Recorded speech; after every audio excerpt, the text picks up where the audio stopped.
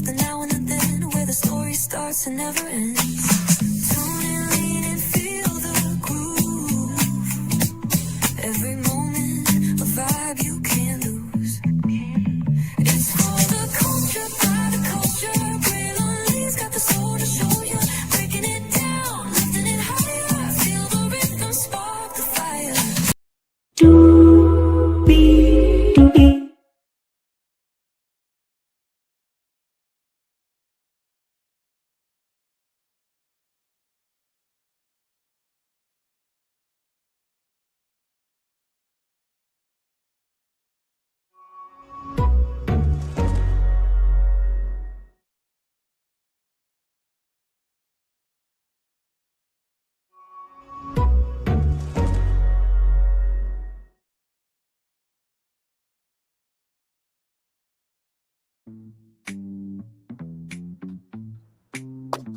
Well, hello to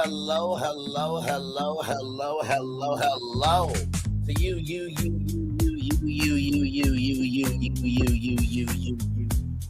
And welcome in to another edition of Brantley's Virtual Tour Live. Glad to have all of you here. I've been on vacation for the last weekend this week, so I'm just enjoying my time. But as you guys know, this is our channel. We go live when we want to. There is obviously a lot going on in Black culture, and so as you know, destinations don't wait on nobody, and there's a lot going on that we have to discuss. We're going to start off with my state of Arkansas and how they need to turn it blue.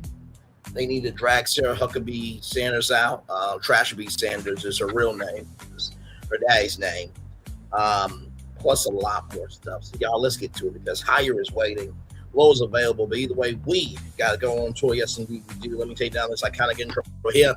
You see that virtual tour background? Yes, you do. You hear that virtual tour music? Yes, you do. And then there is me, everybody. Good afternoon to you all. Hopefully all is well. So the second day of me being 32 years old, and happy birthday to all my August 10thers out there. August 10th, unite for sure. On the second day, we got this much going on. Let's get to it. I just houseway. So, from Atlanta Black Star, I tuned her up. Arkansas trooper who body slammed, punched teen, then bragged about faces calls for investigation and firing. I'm gonna say that 2 more times. Body slammed, punched, and then bragged about it. Body slammed, punched, and then bragged about it.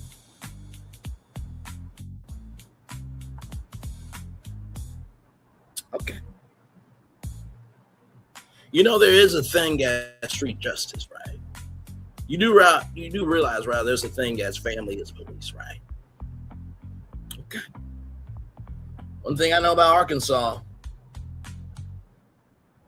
there was a campaign called the Spirit of Arkansas. How everybody rallies together.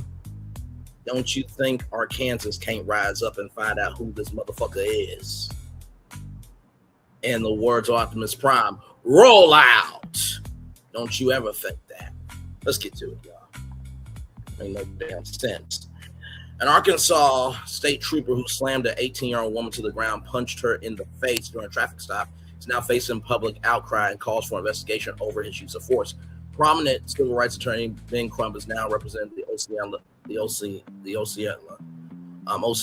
resident Melissa N. Hackett, who was pulled over for speeding by a trooper, Moses Arana, on the night of August 1st.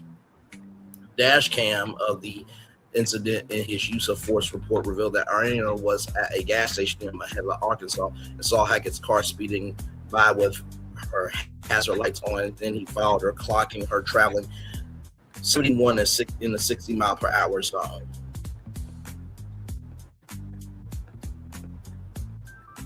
There is that face right there. When he approached Hackett's vehicle on the roadside, she told the officer she was trying to hurry home because she had a broken car window that was unsafe. Orlando said he observed Hackett not wearing a seatbelt and had a seated cold bottle Tito's vodka on the front passenger seat. Her license showed that she was under 21. She did not drink any alcohol, and he didn't notice a smell of alcohol or any signs that she was impaired.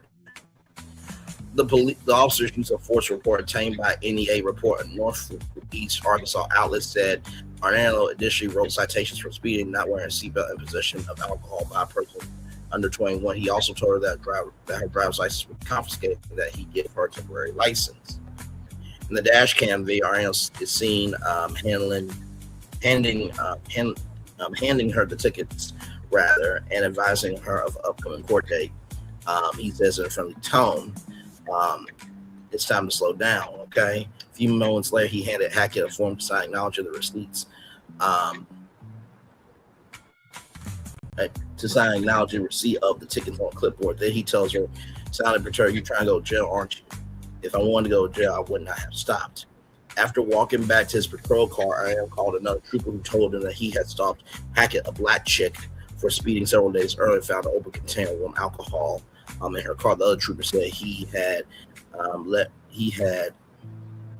let her dispose of the alcohol and issued her a verbal warning. And told the other officer that Hackett had thrown the clipboard at him while he was laying on the front passenger side window talking to her. That, coupled with the recent murder of his being alcohol possession, he had now made him decide to write her up for everything and arrest her. And tacked on 2 more tickets for improper use of hazard lights and for improper display of a license plate, and called for a tow truck to impound the car, then ordered Hackett to get out of her car and put her hands on the trunk, which she did. Now, I'm about to show the video. I am showcasing this video for the purposes, and the understanding of this is a real story. All the Arkansas outlets are covering it. I'm sure if this was a white person, they would be let go. Okay. Like I said, Sarah Trashaby Racist Sanders, along with her daddy, along with Sarah Trashaby Racist Sanders and her administration in the House and the Senate, those racists down there. Yes, there's still a Triple K, chapter in Arkansas. Boogie 298 lives by one. He doesn't live by it, but his town has a chapter. Yeah, we got real shit to talk about. Let's go. Trigger warning, everybody. What am I doing? Oh no! You think? Oh my God, this is illegal! Turn around! This is illegal! Turn around! Turn around! You cannot watch me! Turn around! I need to call my mama! Turn around!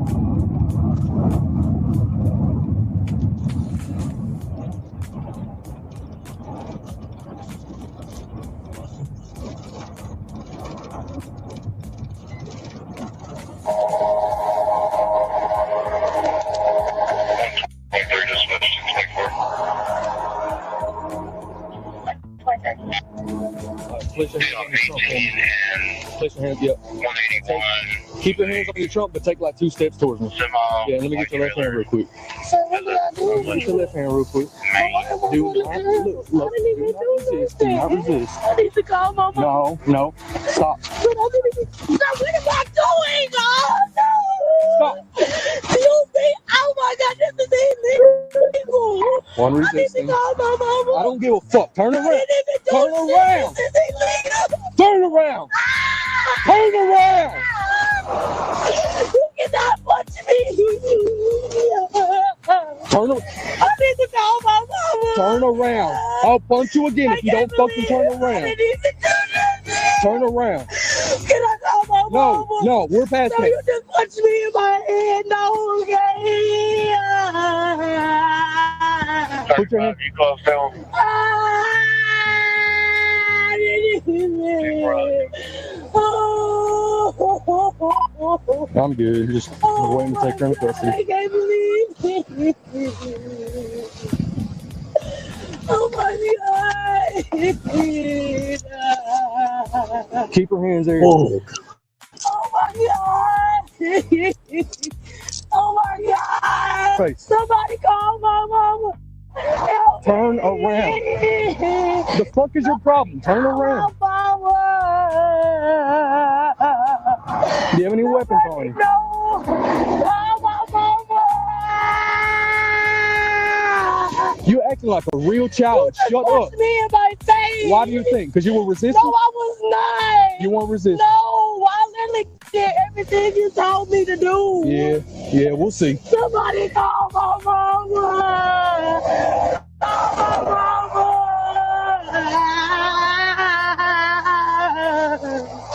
Somebody call my mama.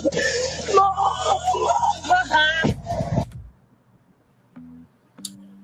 so as you saw, no officer is supposed to do that. Now, Officer Tatum, and I'm gonna say this on the big screen, all right? Officer Tatum believes in being up black people. I'm saying that allegation. He ain't gonna do shit. Coon Icket TV will be clapping today that happened. Oh yeah, those two Negroes ain't gonna do shit to me. Oh, I'm making those allegations today. I don't care. Because Coon Icket TV wants to say, oh, we shouldn't judge those white boys. But in a moment, I'm going to show you from Hype Plus a piece of the new interview with Race Bay and Tatum and what they had to say. Right? The reason why I said Officer Tatum would be clapping up to that officer is because remember that clip I showed you where a police officer said, and I quote, we only delete black people. Officer Tatum probably subscribes to that philosophy. I can't hear nobody.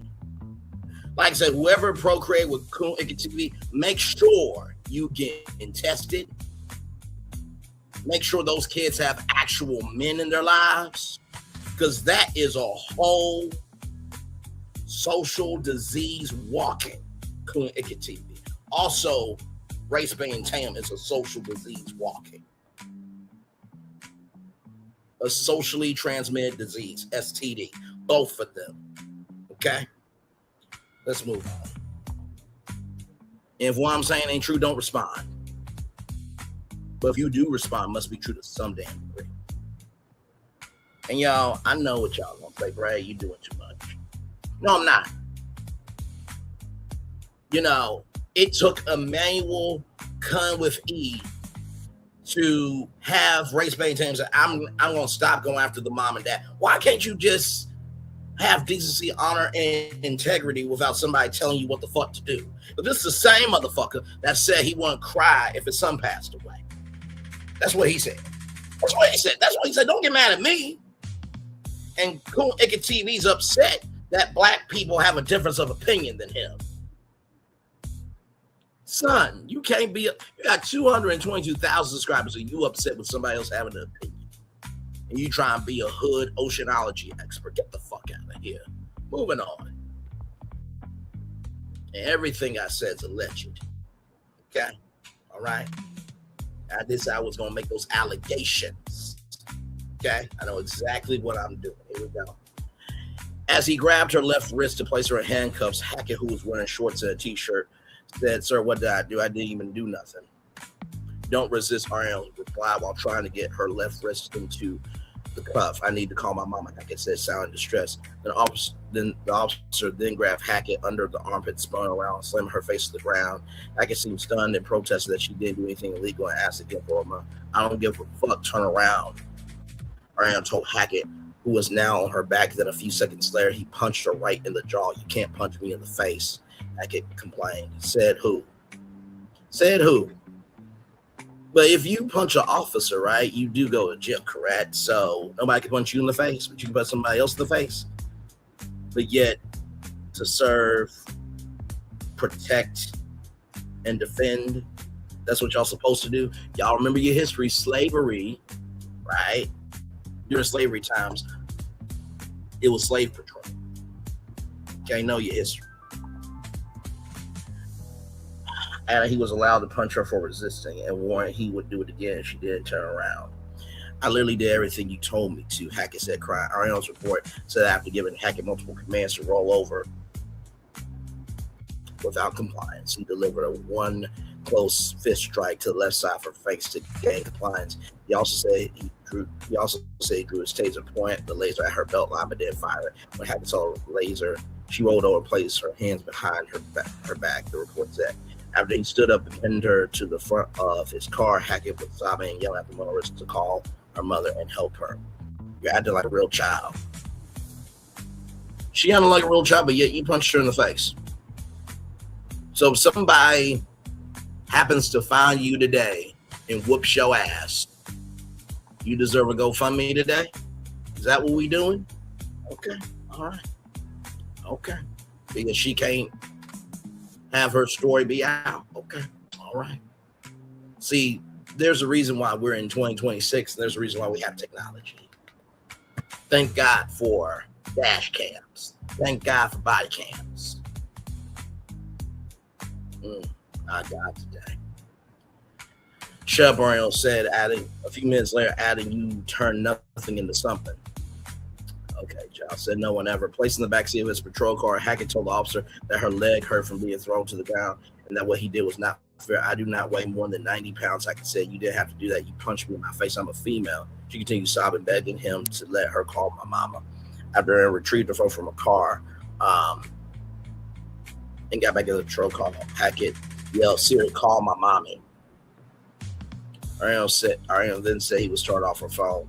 A tow truck operator came and took Hackett's car away, seemingly prompted her to stomp her feet on the door of the police car. An ambulance and emergency medical technicians arrived. Hackett told him that her mouth hurt where she'd been punched, knowing that she wore braces. EMT shined a light in her mouth and said her wires were intact. He also said he didn't see any visible injury to her mouth or legs. A few minutes later, the dash cam video recorded Trooper Ariel telling us that the officer arrived on the scene that Hackett tried to away from her. So I hip tossed her at this. She was still resistant. I tried trying to turn around, so I tuned her up. I gave her plenty of chances. Ariel says she kept trying to turn me, alligator. I punched her once on the left side of her face. I pulled my taser. She saw the laser and finally complied. Hackett was then transported to the Mississippi County Detention Center booked with 5 misdemeanor charges, including refusal to submit arrest. Crump, her attorneys, called on Arkansas State Police to open a use of force investigation, though through its Office of Professional Standards and making the findings public, and to release any of Iran's prior use of force arrests. This trooper slammed the 18-year-old girl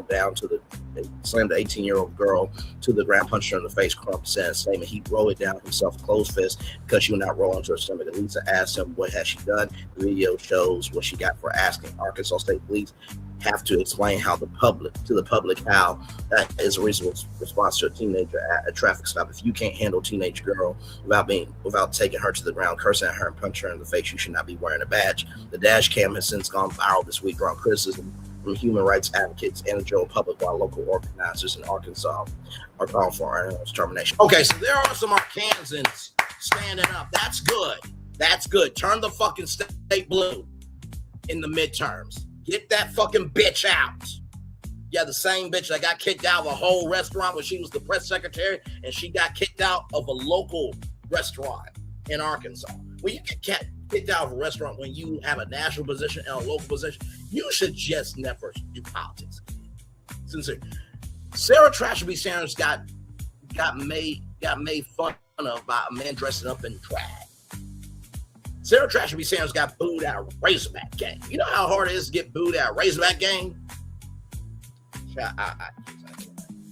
He repeatedly asked for help and to call her mother. Observed civil rights attorney Lee Merritt on Facebook. Lisa is a daughter. She's a young woman. She is a human being. Too many times we have watched routine traffic stops involving young black people in the excessive and unnecessary force or worse with lives taken.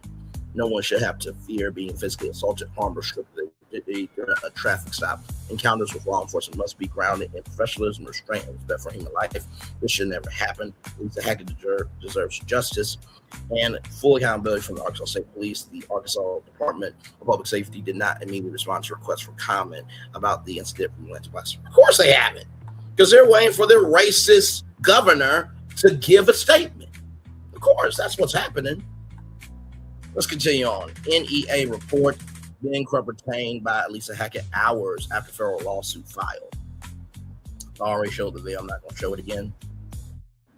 Here it is. Here, Jonesboro, Arkansas. National civil rights attorney Ben Crump has been retained by Lisa Hackett, the 18-year-old woman shown being taken to the ground and punched in the face by an Arkansas State trooper during August 1st traffic stop near Manila. The announcement came hours after attorney Luther Sutter filed a federal civil rights lawsuit Monday morning on Hackett's behalf of the Jonesboro Division of the U.S. District Court for the Eastern District of Arkansas. The case is Hackett versus number 326CV00230. Sutter told the NEA report that Hackett sent him a letter Monday afternoon terminating his representation, notifying him that she had retained Crump. I wish them luck, and she is entitled to the lawyer of her choice, Sutter said. Crump's law firm announced the new representation Monday afternoon. Crump is calling Arkansas State Police to open a use of force investigation through its Office of Professional Standards, making the findings public and release any previous use of force reports involving Trooper Mauricio. This trooper slammed an 18-year-old girl to the ground, punched her in the face. Crump said he rolled down himself with closed fist that she would not roll onto her stomach. Crump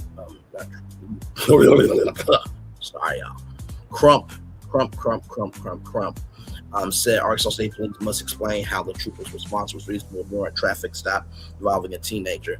ASP spokesperson, Arkansas State Police spokesperson Cindy Murphy told the NEA report on Monday that thus far no records were available pertaining to any actions taken toward the trooper. We do not confirm Office of Professional Standards investigations until and unless an OPS review results in the suspension or termination of an employee, Murphy wrote in response to a FOIA request.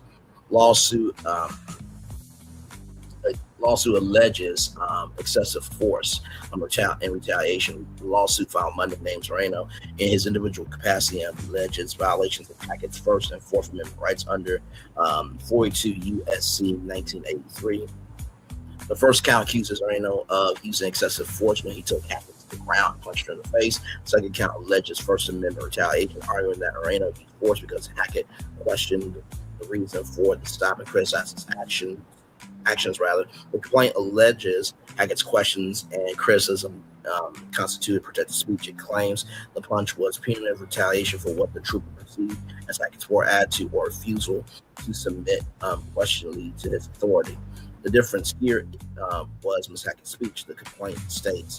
The filing also argues that Moreno is not entitled to qualified immunity, legal doctrine that can shield government officials from personal liability in civil lawsuits. Hackett's complaints argues that clearly established law prohibited use of gratuitous or punitive force against a non-violent, non-fleeing person who did not pose an immediate threat. It further argues that no reasonable officer could have believed he was being punished for questioning or criticizing him. Hackett is seeing compensatory and punitive damages, attorney's fees, expert fees, expenses, court costs, and interest. She also has requested a jury trial. The complaint does not name the Arkansas State Police or the state of Arkansas as defendants, though it should.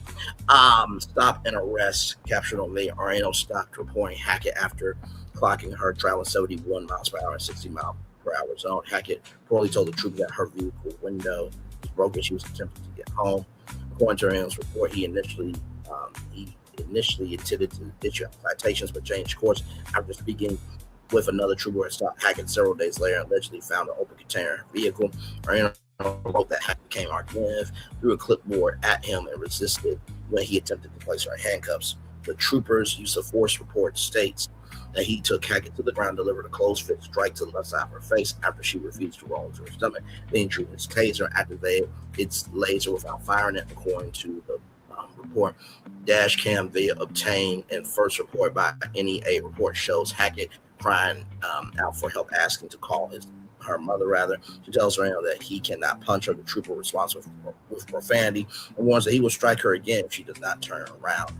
Mississippi County jail records show that Hackett was booked at 12:51 a.m. on August 2nd on charges of improper display of tax, violating a restriction on vehicle lamps, failure to wear a seatbelt, purchase or possession of alcohol by a minor, and refusal to submit arrest. Those criminal charges remain pending when Crump announced that he had been retained. All suspects are presumed innocent until proven guilty in court of law. I want to read that 2 more times from Coon Icket TV. All suspects presumed innocent until proven guilty in a court of law.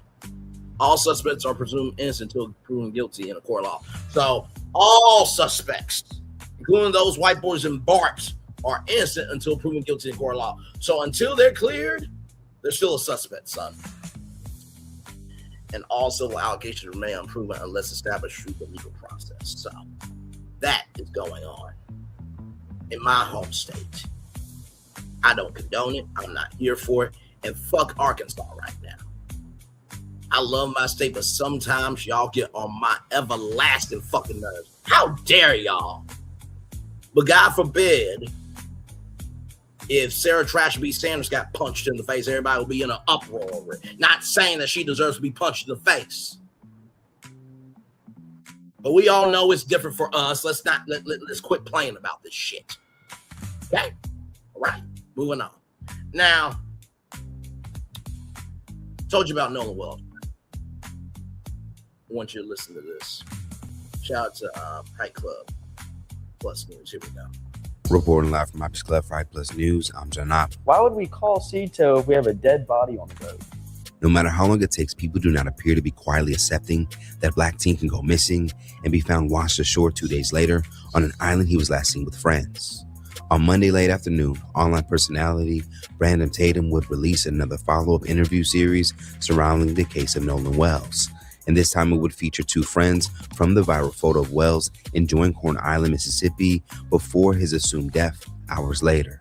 Jax Vitalo, Morgan Seymour, and Warren Hudson would sit down with Tatum and their newly appointed attorney, Edward Palcic, together for the first time to respond to claims that they were involved in Nolan's mysterious death. Right? And here's the most important thing, right? We don't know how Nolan Wells died. No one here is saying we know.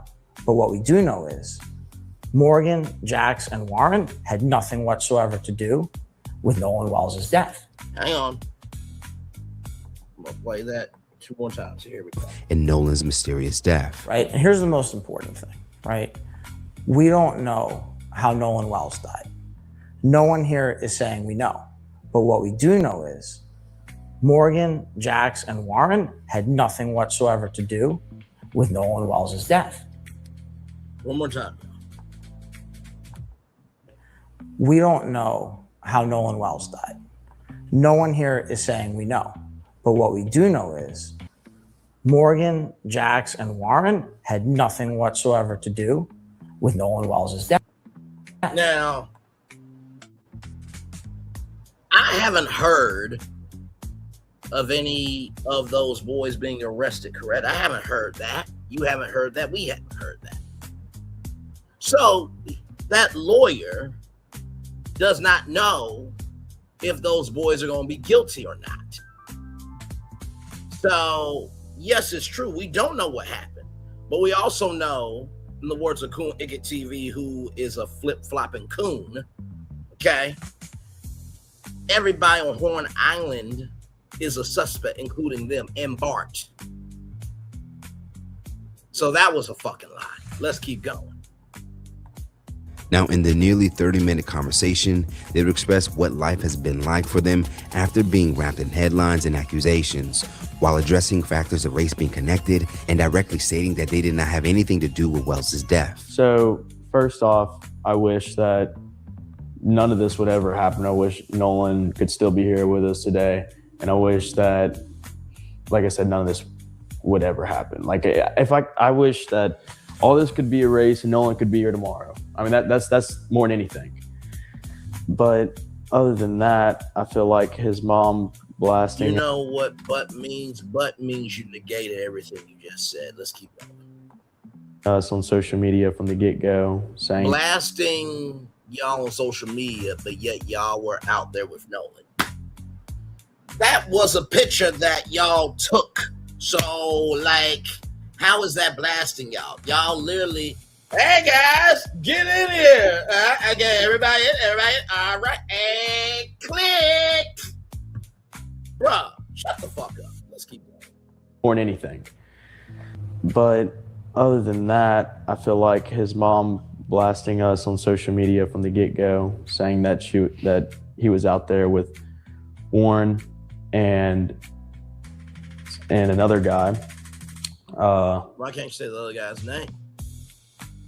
And Warren was out there. Another guy was out there. You're upset with a mom telling the truth that y'all were out there. That's a fact.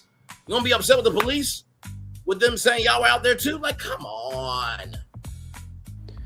That's where it first started to take off. And then also the fact that she posted a picture of me and Morgan and another guy and Nolan on the boat together, blasting that out there, pushing this narrative.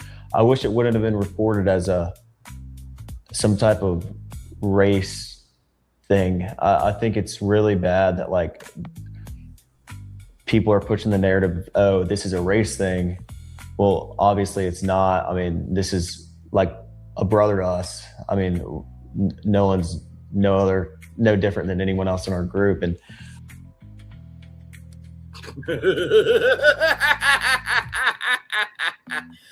my friend, you are good. Cece, you're good. You are good. You are good. Here's the blessing of our relationship and my subscribers' relationship with me and, me with y'all. We are real human beings that need time to relax, relate, and release. That's number one. Number two, regardless if anybody shows up or not, I'm always going to be about the assignment. And number three,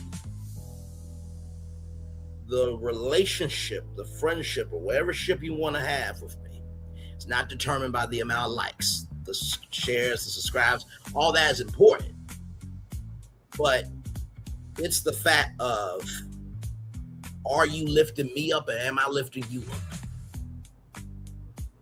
Are we showing respect to each other? And do I love you out loud and behind the scenes? And is it vice versa? That's it. That's it. I'm blessed to have the platform. I'm blessed that we are where we are and, people are watching. But I'm always going to be for people. So you're good with me. Hey, everybody. Welcome in. We are live on tour talking about a lot of things. Yes, indeed, for sure. We're talking about a lot of things going on in Black culture right now. I just got done talking about Arkansas State policeman punching a Black girl in the face. I'm sure Coon Icket TV will make a celebratory video on that later on today. Being facetious, of course, but he is saying we shouldn't judge these white boys. But then he said that Race Bane Tatum held back video of other people that he recorded, and he didn't want to dox him, this, that, and third. And so, he said, I really need somebody to clip this. Y'all, please clip this.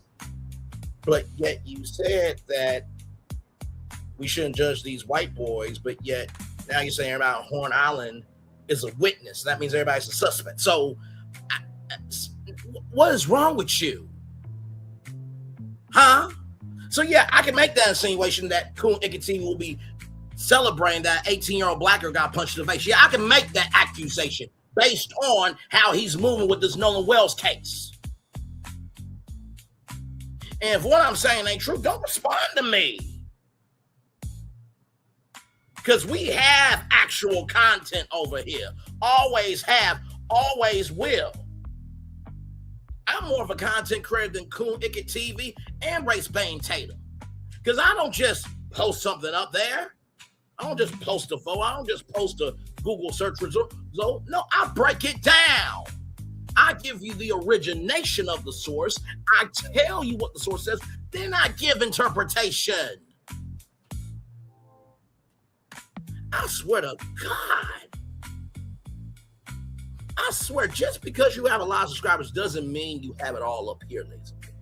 Let's keep it. I can't. Here we go. I just wish this wasn't pushed on the media as, oh, this is a bunch of white guys that killed a black guy, or this is, you know, like in the beginning it was like 4 guys went to a stranded island and dumped Nolan at the island and just left him there. Like even from the beginning, it was just like this thing, and no one had facts, and they were just pushing this horrible narrative, all lies about everyone, and it's sick. Before so I wish that would have. Let me explain to you my resume. I was on Nickelodeon, the kids network. Okay, I was on ABCNews.com during 47 Hillary Clinton. Okay, I was at Kent State, and they were taping some stuff, and I got to be a part of that online coverage. I called into the Steve Harvey Morning Show. 7.5 million people heard me ask Steve Harvey a question about interviewing him on my radio show, Dr. B's Crib Almost Live. I said goodbye to Mary on WeTV. I was on with Carlos Watson after Joe Biden got elected. I was a part of the inauguration after show. I was on iHeartMe at the age of 26 years old.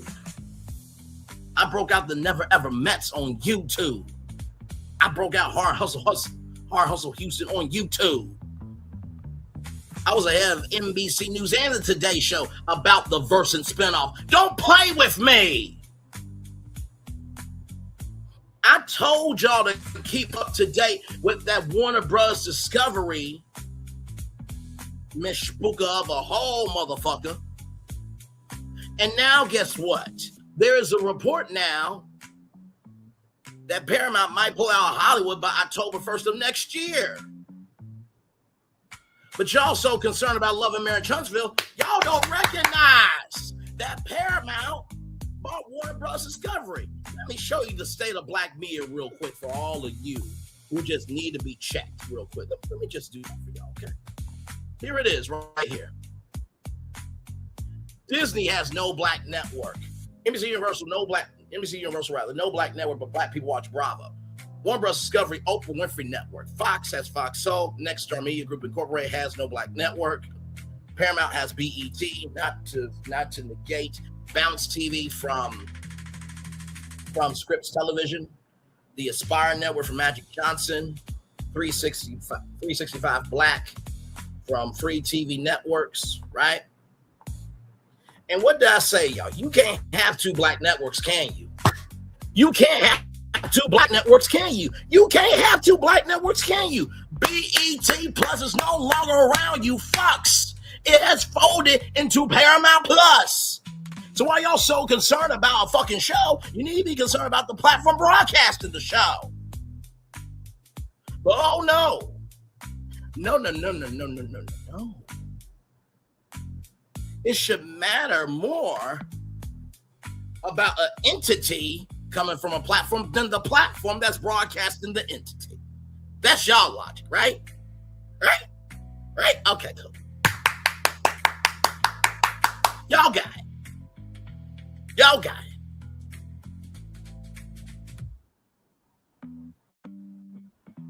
I was talking to a friend yesterday.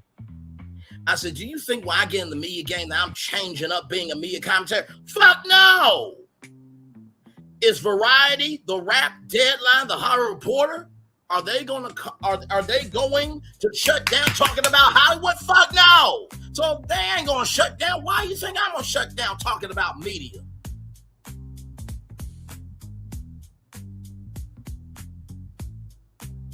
Do you think that Nate Burleson and Gayle King can cover these stories that I'm covering right now on CBS Mornings? No, the fuck they cannot.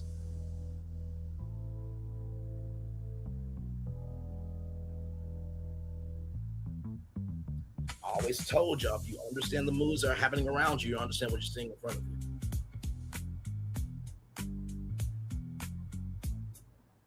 Y'all are so concerned about the show that's in front of you that you're not worried about the business behind you that's making the show in front of you. But y'all got it. Calm down, friend. One day they will understand where you're coming from. I know. And y'all, it's all passion. If y'all really think I don't like this, that, and the third. Guess what? Everybody's got the right to not like what they don't want to like. But what you can't, you won't, you never will hear anybody say is that Brandon Lee ain't for people. That Brandon Lee ain't for good men and good women and good children trying to do right. You ain't never going to hear me try to down somebody trying to get it right as an entrepreneur. I can't tell you how many black entrepreneurs we've talked about on this show. Too many to count. I can't tell you how many opportunities I've told y'all about.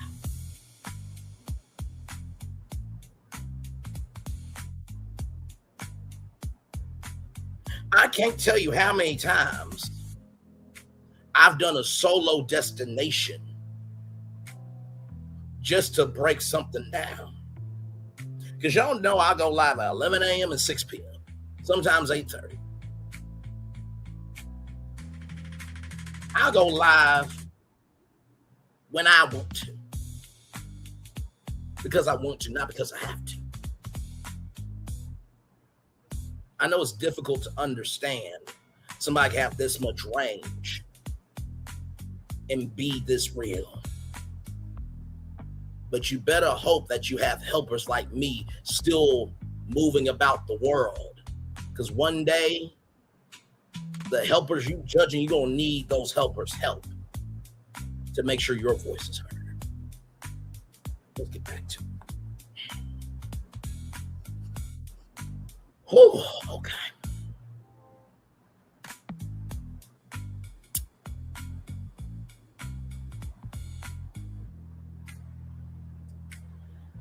Let's keep going. Love you, CC. It's been completely different. I'm glad I called the Coast Guard. I'm glad I made the first contact within all of this. I'm glad I was the first one that called Christine Wells that night and told her that we haven't heard from her son. Now, when it comes to people upset with black people in particular, making things like this about race, it would not be a fair stance given the history and current examples of black people being treated a certain way because of their race. Sometimes the non-oppressed will not share the same eyes as the oppressed. Now, ironically, in this same interview, we would catch a moment that contradicts claims that race is not connected into this story. When Tatum would reveal that the friend's other black friend would be denied service at a store due to his connection to the case, in which Tatum would then ask if the friends too have been shut down by stores, in which they would admit no. Like they took, this is the definition of anti-racism. I mean, that we did not look at Nolan any different than I looked at him, or even you. You know, this is literally our brother. I mean, like we stated, we did not treat him any different. We didn't treat Trayson any different. We don't treat Trayson any different. And they just flipped it. And I just think that is so wild that they're pushing this thing that they're saying, oh, they want to end racism and all this stuff. Well, they're the one pushing it. Because I heard that Trayson, he went to a corner store and they told him his money is not good there. They wouldn't even let him buy Gatorade. Yeah. Are you experiencing things like that or something totally different? Right. I wouldn't say like that. I think I haven't been denied, anything, but like Trayson, it's hard to hear from a good friend of mine that he's getting denied a Gatorade and a Red Bull before work. So if treatment in the aftermath is different from theirs, then what other factors could it be? Now, just before this full moment would be released, a clip would be shared via TMZ, specifically highlighting the moment when the boys would directly address the now infamous Cito call and not killing Wells. For many, Patalo's response would stand out given his detailed denial. What is your thoughts on that phone call to Cito? Some people have gone out and done enhancements to the audio, and in doing that, created a transcript manually.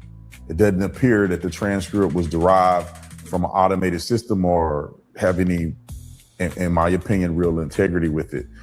So what do you guys think about that audio? Well, I can go ahead and say that as you posted that clip of all of us on the boat, as it's not rolling, but right there sitting in the water, Wyatt's on the phone with Cito in that clip. I mean, he's on the phone. Wouldn't you think that you would have seen Nolan on the bottom on the floor or something or scrambling around, or everybody in a pot, like in a small space on the boat looking at him or something. I mean, it's just so crazy to think that, why would we call Cito if we have a dead body on the boat? I mean, why would we call the Coast Guard? You know, why would we do the things we did if we know we killed somebody? Now, in response to this new break of silence, many Black online users would respond to the interview, with many sharing their lack of trust to the men's body language, answers, and decision to only be interviewed with Tatum, which for some shows their desperation to clear their names.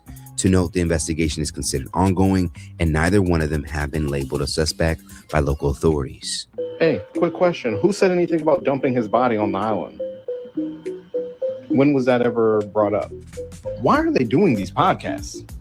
Like, what? Are you sure that the mom is a judge, or are you sure they have lawyers retained? Why are they doing these podcasts? Because if I'm your legal counsel, at no point would I be telling you that it is a good idea to talk about anything. Because there are literally cases being built right now. Anything they say, it can go into court. Why are they doing these podcasts? Someone is clearly encouraging them to do this, and for whatever reason, it's not good. But this lets me know a couple of things. For one, these boys are definitely fighting this case in the court of public opinion already. The more public they can make it, the more times they can go out there and tell any story, the more times they can frame it as if they are just these 4 innocent little boys that went out with their one friend and they just don't know what went on. And the fact that people are trying to make this an issue is just, it's so terrible. It's so evil. They're fighting this case in the court of public opinion right now.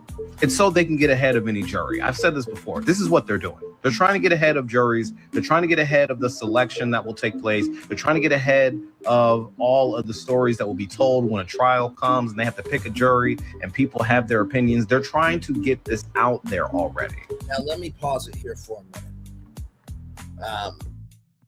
Cece, like I said, I love you. And I know you told me to calm down because you know my passion and you know my soul for people. My passion for the truth, my soul for people, most of all. Oh, the methodology and the ideology that we all can be something to somebody. So I love you, thank you, and value for that. Just want to breathe for a minute and say that. We also have to understand, ladies and gentlemen, that they could move this to a jurisdiction that has an all-white jury. Everybody remembers the Old Trade trial, right? I remember watching OJ Made in America. Great documentary. Yeah, I watched it. There was a black woman that said that she based her vote of OJ not being guilty to get back at the Los Angeles Police Department over Rodney King. And you know what she said that was so telling to me? She said, that first time we did to free you. This time, you're on your own.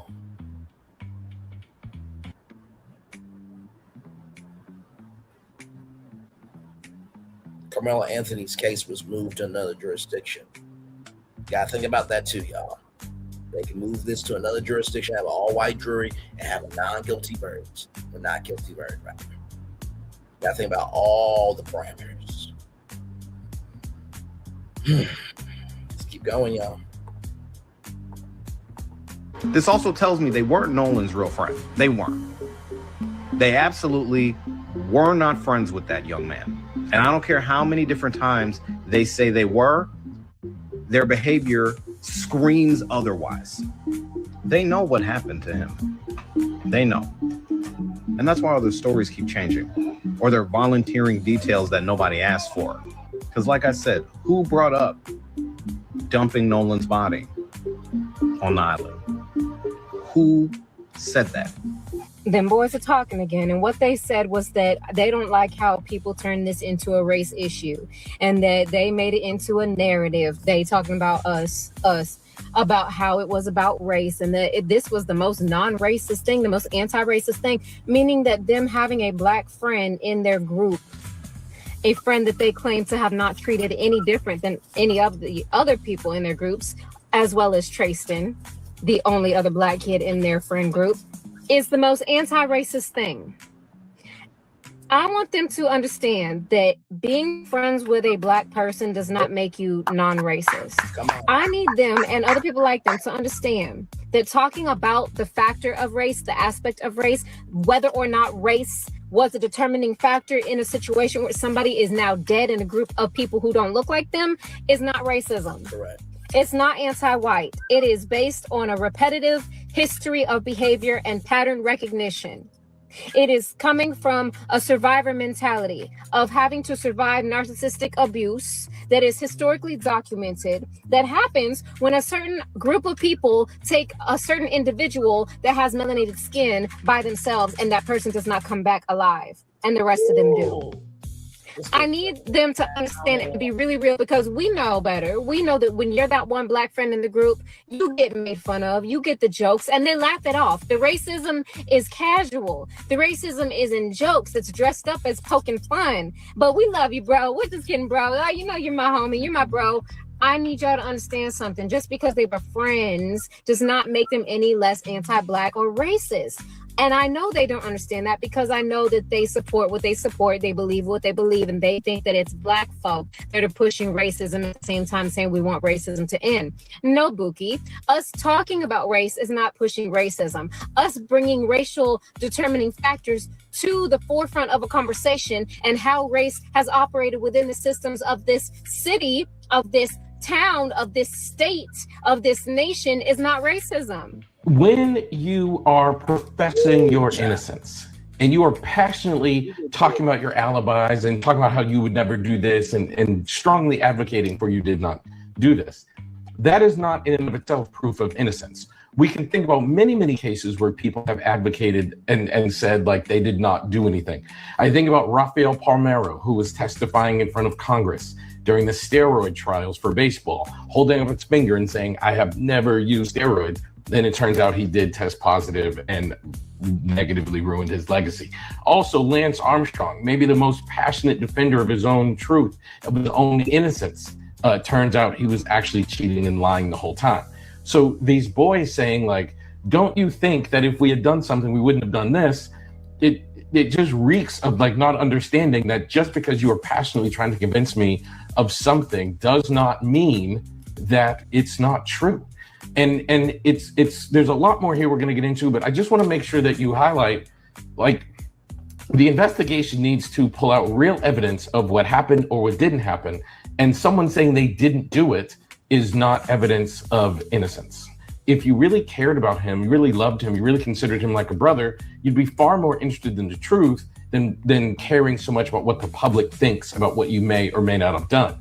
But that clearly isn't the case here. Like, they are very interested on what the public thinks of what they did or didn't do. And so much so that they're turning this into a case about their own perceptions and how people are perceiving them, and away from the actual investigation to what may have happened to Nolan Wells on that day. They're all American young men, incredible young men. Referring to them as all American young men is an investigation to what may have happened to Nolan Wells on that day. They're all American young men, incredible young men. Referring to them as all American young men is an interesting phrasing as he's talking about his friends, and harkens back to like the perception of like we are clean cut, white, good young men who couldn't have done this.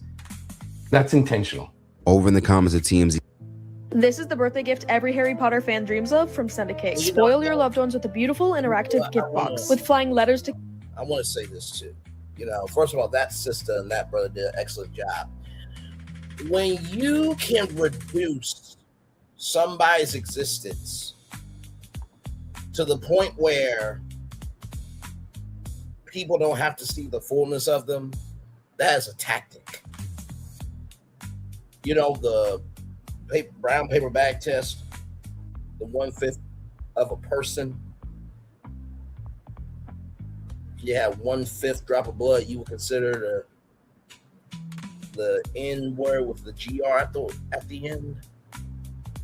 That's real, y'all. Let's keep going. To kick off the surprise, highlighting the moment, responses from Black users would continue. One user would go on to say, so these geniuses' first public interview, which being accused of murdering a Black boy, is with a Black man who is known for saying shit like the Black Wall Street massacre was Black people's fault. They did that shit, unquestionably. While another would go on to say, these friends are starting to use the death of Nolan Wells for press and notoriety, and it's sick. When you mourn someone you love, you don't go on a million press interviews. They're trying to get ahead of something. Lastly, on X, another would specifically call out what the boys and their representatives chose to wear in the interview. Nobody has a shirt or any type of rest in peace Nolan gear, and they're innocent. He wasn't really their friend, just a token Black guy. Now, across Facebook and Instagram, those same reactions would follow. One would go on to say, they have a guilty look. Another would go on to write, in journalism and mass communications, this is what we call PR. And another would comment, y'all ain't sad enough for me. My best friend died in front of me back in 2019, and I still get teary-eyed when I talk about it. Now, not every Black person has felt that Wells's friends are guilty of anything, as some have called out other Black people for instigating racial division. Let me get this straight. First, you people were saying that Nolan's friends unalived him, and now that there's proof. By the way, listen, bruh, no one should take you seriously. What do you wear? Now, I know real men wear pink, right? But come on, bro. Like, stop the cap. That Nolan was seen on the island after his friends left the island. It's still his friend's fault, and they shouldn't have left him there. It seems like anytime there's some more evidence that vindicates his friends, y'all move the goalposts farther and farther back and still find some way to blame his friends for what happened to him, even though we still don't know what happened to him yet, and there's no proof that they had anything to do with it. It's honestly getting to the point where I think y'all are genuinely hoping that something bad had happened to Nolan Wells so y'all can have an... First of all, this person should understand that those boys would not piss on him if he was on fire. Number two, no one is hoping that anything bad happened or wishing that something bad would happen to Nolan Wells. You're bro, just stop. Stop the cap. Stop the cap. Stop the absolute cap. And number three, you know, this person obviously was a rejected child growing up because they gave energy that determined that they deserved to be rejected. So, no. An excuse to push y'all's narrative. Now, as far as what their newly appointed attorney has to say, who has represented Donald Trump around past defamation lawsuits, he would suggest some content creators should apologize for their statements or else they will be met with legal consequences. As of now, it is unclear as to when the grand jury will be presenting Nolan Wells' case to determine if a crime has been committed in connection to his death. But as mentioned at the top of this report, it doesn't appear that people will stop talking about it until they get those answers.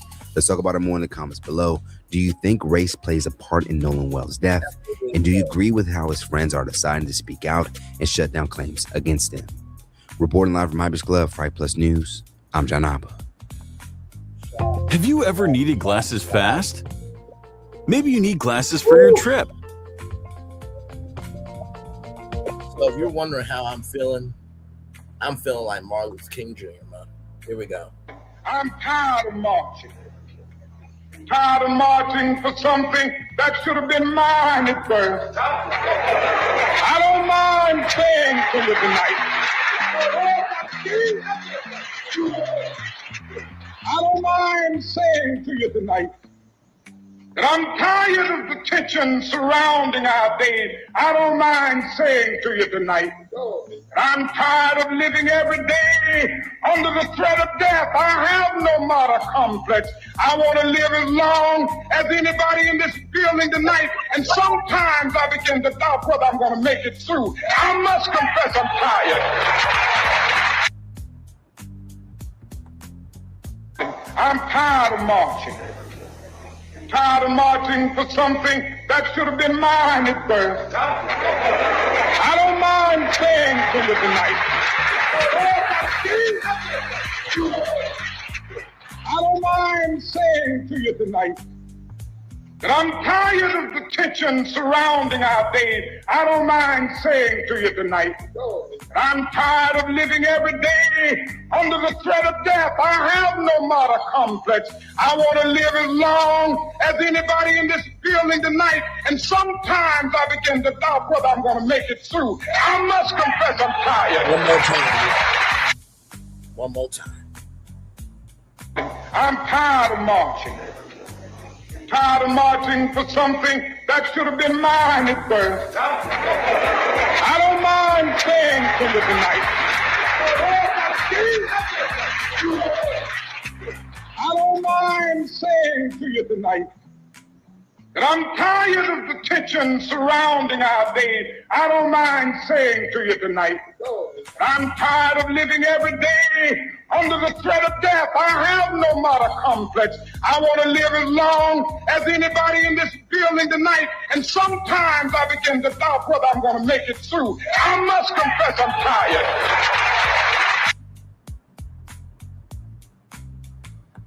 Need I say more? Need I say more? Need I say more? Even Dr. King was tired of marching.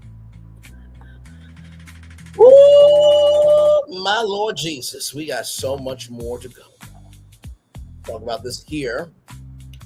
Since Emmanuel come with the E said nobody is dying in Mississippi. Person of interest questioned after a Mississippi woman found hanging from a tree. NBCNews.com. Tasha Fortune's mother says that Fortune was at peace the last time they saw each other, and that she doesn't believe her daughter took her own life. A 29-year-old black woman from Mississippi was found hanging from a tree behind an abandoned home in Jackson last week. The body was discovered August 3rd in the 500 block of Road of Remembrance. The Jackson Police Department said in a statement. The Hinds County Coroner's Office identified the woman as Tasha Fortune. There was a guy on Instagram that said this was the fifth woman that has been strange truth, that has been made strange truth rather, without a cause. Police say the circumstances surrounding her death remain under investigation. This is an active and ongoing investigation. The police department said we will provide updates as new details develop. Terrence Anderson, who is said to be a person of interest in connection to Fortune's death, was taken into custody on an unrelated weapons charge. In NBC affiliate WLBT Jackson report, Anderson's brother, Tony Anderson, confirmed the arrest to NBC News. He said Fortune and his brother have a 5-year-old son together and the child lived with Terrence. He also said that he does not think his brother was involved in Fortune's death. Sometimes they'll have a few occasions where they may get into it or whatever, but that was about it, Tony Anderson said. They had their good days, they had their bad days, but I don't think he's done anything like that. The autopsy will actually tell what happened to her, and I'm sure there'll be a second autopsy courtesy of Colin Kaepernick. Shout out to Colin Kaepernick and what that brother is doing for our community. Christy Spivey, Fortune's mother, told ABC News she last saw her daughter July 26th after immigrating in Kentucky. This is just devastated, as she said. Remember her daughter as someone who was strong-minded and full of laughs and love. Spivey said the last time she saw her daughter, she seemed to be in good spirits. She was better than I'd seen her in a long time. She told the station she was at peace. Spivey said she does not believe Fortune died by what happened. She did not do this to herself. She said, I know my daughter, she did not do this to herself. Spivey could not immediately be reached for comment Monday. The state medical examiner's office said it will conduct an autopsy and release its findings once the investigation is complete. Fortune's death has left some people searching for answers. Ward 3 City Council member Keith Stokes said in a statement to U.S. Attorney Baxter Kruger that the city was in dire need of assistance with all the cases being investigated. WLBT report. During a recent court appearance, the detective said Terrence Anderson had been interviewed about Fortune's death. The news station reported he denied any involvement, but told police that he had an argument with Fortune, according to WLBT. Tony Anderson told NBC News that his brother is a convicted felon, but had been out of trouble for years and has a job working as a painter. pretty much looked after this little boy, of course. Tony also said Fortune had a substance abuse problem and was living at the abandoned home where her body was found. Jackson police did not need to respond to a request for comment. If you or someone you know is in crisis, call or text 988 or go to 988lifeline.org to reach the 988 UAI in crisis hotline. Visit speaking of UAI, SUICIDE.com/resources. Prayers up to Miss Fortune and her family and her friends and everybody in between, y'all. There's a reason why I do this show. I know I cover a lot of reality TV, and I think I might do the Girls Trip review tonight as well. We'll see, you know what I mean? But yeah, I had to come on with this. Now, let's talk about somebody who is not here for us, but yet he got big happy by trying to out Roland Martin. Here we go, y'all. Flacco's apology was an absolute joke and a slap in the face to the black community. Shout out to Drew Almighty. I'm the tap dancing Shout sellout out to Drew Almighty of the day. You are. Right? It's my fault, man. After being exposed for being an anti-black. And I hate this. That's just how the mindset. Those Negroes don't see the long-term plan. Pro-MAGA Trump glazing. I enjoy and love Trump. White supremacist Nick Fuentes fanboy. Well, why I admire people like Nick Fuentes, Proud Boys, etc. They are upfront with their white supremacy tactics. And just being an all-around grifter that did nothing but shit on the black community. He then dropped the most unserious, disingenuous apology ever, while completely avoiding talking about all the things that he's been exposed for. I want to give the tap dancing sellout of the day award to Poetic Flacco. I'm not here to make a game day like decision on whether or not changing your mind is grifting or waking up is grifting. But that was my wake-up call, and that was my line. But I'm Jew. Welcome to the channel. Please like and share the video. Don't forget to sub. Now, let's get into it. I want to give the tap dancing sellout of the day award to Poetic Flacco. Now, who's Poetic? Well, I'm Poetic Flacco, okay? No, but all jokes aside, the tap dancing sellout of the day award goes to Poetic Flacco. Well, this stems from a comment I got on my last video from a subscriber called Beauty. He started out this whole fake apology video by being disingenuous and lying. He's not making this video because he received a singular comment on his last video or live stream that called out his very anti-black American past. That's just how the nigga mindset. Those Negroes don't see the long-term plan, bro. Most Negroes don't see the long-term. People say you hate black people. Yes. Is what they're saying. Yes. Right? Or that you're self-hating or whatever. Yeah. Fuck them niggas. That's what I hear you. Fuck all rap niggas. Me in the car and the guys try to. No, well, the niggas though? Yeah. Yeah. Okay. I'm sorry. We all hate niggas. She has a trauma past. I know you have dealt with these young niggas, so and I hate these niggas. I get that, but in being pro-black, you gotta wrap your arm around some of these misguided niggas. See, but then you're part of the problem, man. He's making this video because the commentary community is on his ass. After Point and Shoot initially dropped the receipts on Poetic Flacco's anti-black past and all of the crazy, disrespectful comments that he said about black people, along with him glazing MAGA, white supremacy, Trump. I enjoy and love Trump. Now, right? honestly, tell you the truth, if I'm Roland Martin, I'm covering this dude on my show. Because you try to bust me out, but brother, you ain't ever been for us. Oh, that's bigger than Roland Martin. That's bigger than Roland Martin just making it do what it do. Was it cool that he cheated on his wife? I think we can all agree with that. But Roland Martin has been out here a lot harder for us than you have never done. Poetic Flacco. And like I said, you still a PDF academics. Right? I feel like Trump is a wonderful person to me. I enjoy his characteristics more than I enjoy Kamala. Nick Fuentes. He's white. He's a white supremacist, but he's Mexican. Okay, I can deal with him because he keeping a buck. I'm for purifiing America, getting rid of every other race, all the months, get rid of them. I'm all for that. Open and honest. Like saying, yo, I voted for Trump because Trump reminded me of what the good old days were like. And just being as much of an Uncle Ruckus as now, you recognize the good old days meant that white people were in power. He would be in the field. I want you to recognize let's keep going. Hey, 3 people, welcome in. Glad to have you here. Let's keep rolling on. We're live on tour. Possibly can be. Some of us, we might support Trump for other reasons, right? Some niggas might say, yo, the good old white man gave me $1,200, right? Niggas look for Trump for giving them $1,200. Other commentary channels like Doku D, Gap 2 Games, myself have made videos calling out Poetic Flacco for his racist, anti-black statements in the past. To his crazy switch up of him being super pro-black, against Trump, against MAGA, against conservatives, against white supremacy and the white supremacists like Nick Fuentes that he was praising before. And doing all of this while running up a check off the black community's support. So no, he didn't decide to address this now because of one singular comment. He addressed it because people were on his fucking neck, as we should be. Comments, I've seen her in my comment section often, so she's not a hater. She's not somebody, who's a troll. Like, she's a real person, right? Who had a real critique. And the comment was, Flacco, you got some explaining to do. But in the replies, there were people pointing out, bro, Flacco, we've seen videos of you as a conservative. Now you're more left-leaning. What happened? What was the change? Why did you change? What's going on? That's not the criticism. He's lying again. The criticism is not about him being a conservative. Let me make this very clear. Black people are not a monolith. There are black people that are Democrats. There are black people that are conservatives. There are black people that are independents like me. And there are criticisms to both sides, both political parties that black people have. In my opinion, you are not a sellout if you're a Democrat. You're not a sellout if you're a conservative. You are a sellout and you are tap dancing and you are Uncle Ruckus if you support MAGA, if you support Trump, if you support this administration. But just having conservative beliefs does not make you a raccoon or an Uncle Ruckus. And nobody was criticizing Poetic Flacco for being a conservative. People were criticizing him for supporting Trump, for supporting white supremacy, for glazing Nick Fuentes. Well, what?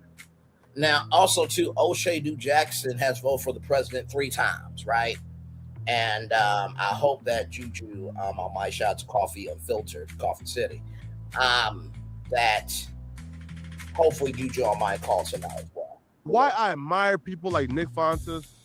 If you're a millennial, you remember your dad's wallet? This is the upgrade. So this is a traditional leather wallet, and this is a Ridge wallet. Proud Boys, et cetera, up front with their BS. They're up front with their white supremacy tactics. For being disrespectful to the black community and being utterly anti-black. Those were his criticisms. And honestly, you can add in him being willing to sell out his people and sell his soul to the white man, which he was proud to admit on camera. So Adam sits, then I go and sit. And they ask me, bro, do you want to sell your soul? At first, I'm like, bro, I'm offended. Because why would you even ask? Damn right. Damn right, nigga. Damn right. Those are the criticisms that people have of him. But what he's doing right now is trying to gain fake brownie points by acting like he's addressing criticism, but he's not. He's only addressing being a conservative, which was never the criticism. It's very disingenuous. And I certainly feel like, 1, nobody is above accountability. 2, nobody is above being called to the carpet and taking accountability.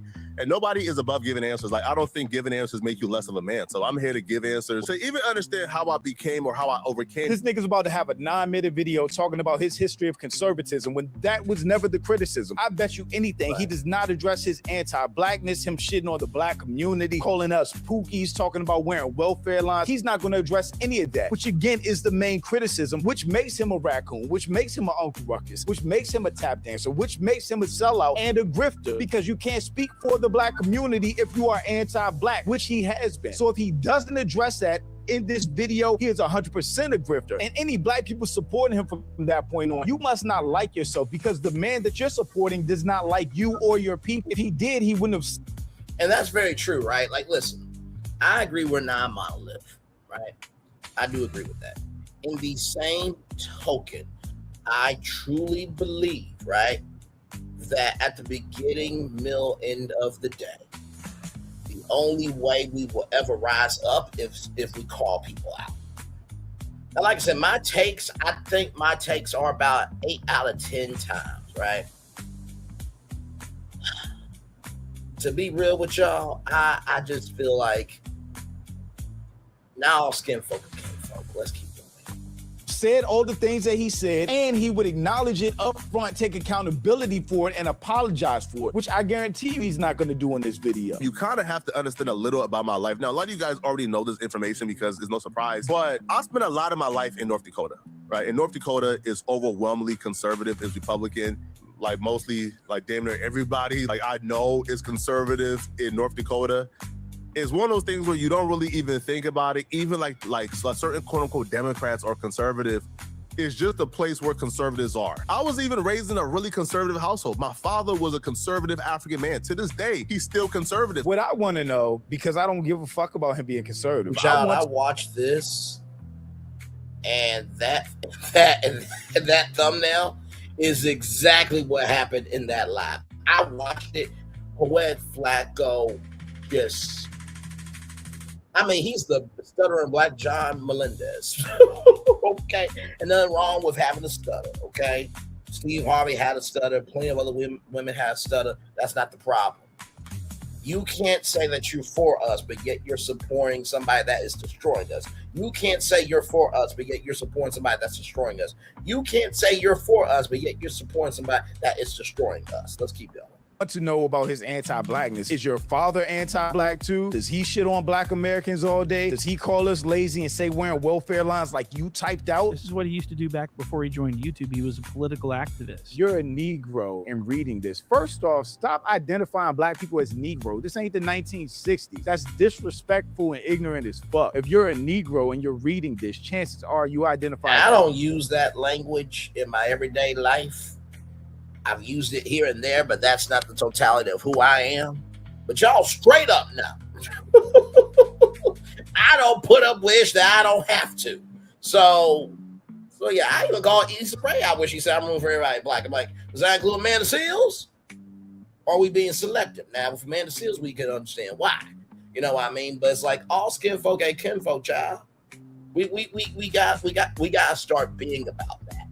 As a Democrat, but are you really a Democrat? In the mind of the average impoverished black person, Democrat equals free stuff, free stuff, free stuff. And Obama, he sounds like a racist ass white person. That being said, if black folks took a break from standing in line for Section 8 applications and actually introspect a little, they will realize their own personal philosophies don't align with the ideology of a Democrat. I can almost guarantee you that Pookie, that's crazy because again, Poetic Flacco is not a black American. He is an immigrant talking down on black people like this. But Pookie will turn the corner and go vote for a Democrat solely due to misconceptions he's been fed since birth. He's about to be yapping about his family's history of being conservative when nobody cares. None of the criticism was about that. To this day, my father is still conservative, and he don't even live in America anymore.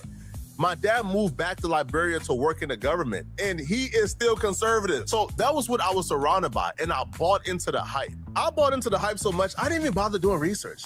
Like things like trickle-down economics.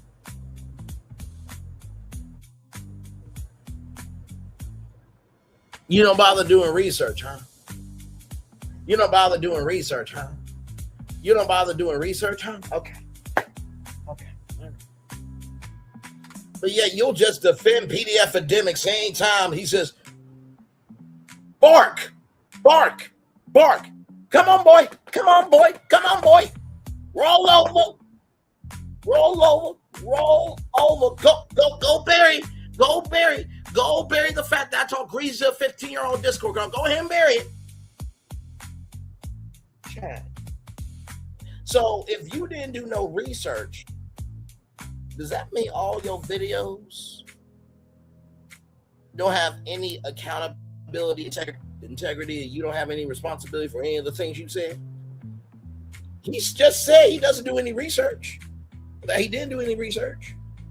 Moving on. Because I just thought that was the gospel. Like now I know that's absolute nonsense and that's hogwash. But I bought it. I bought into things like grab yourself up by the bootstraps. Things that are like, now is nonsense. But I bought into it because that's grabbing yourself up by the bootstraps, I believe, was during the Depression era because everybody was going through. So you did have to grab yourself up by the bootstraps. And sometimes you do have to grab yourself up by the bootstraps. Even today, everybody's trying to make $1 out of 15 cents. So like, girl, cut the crap.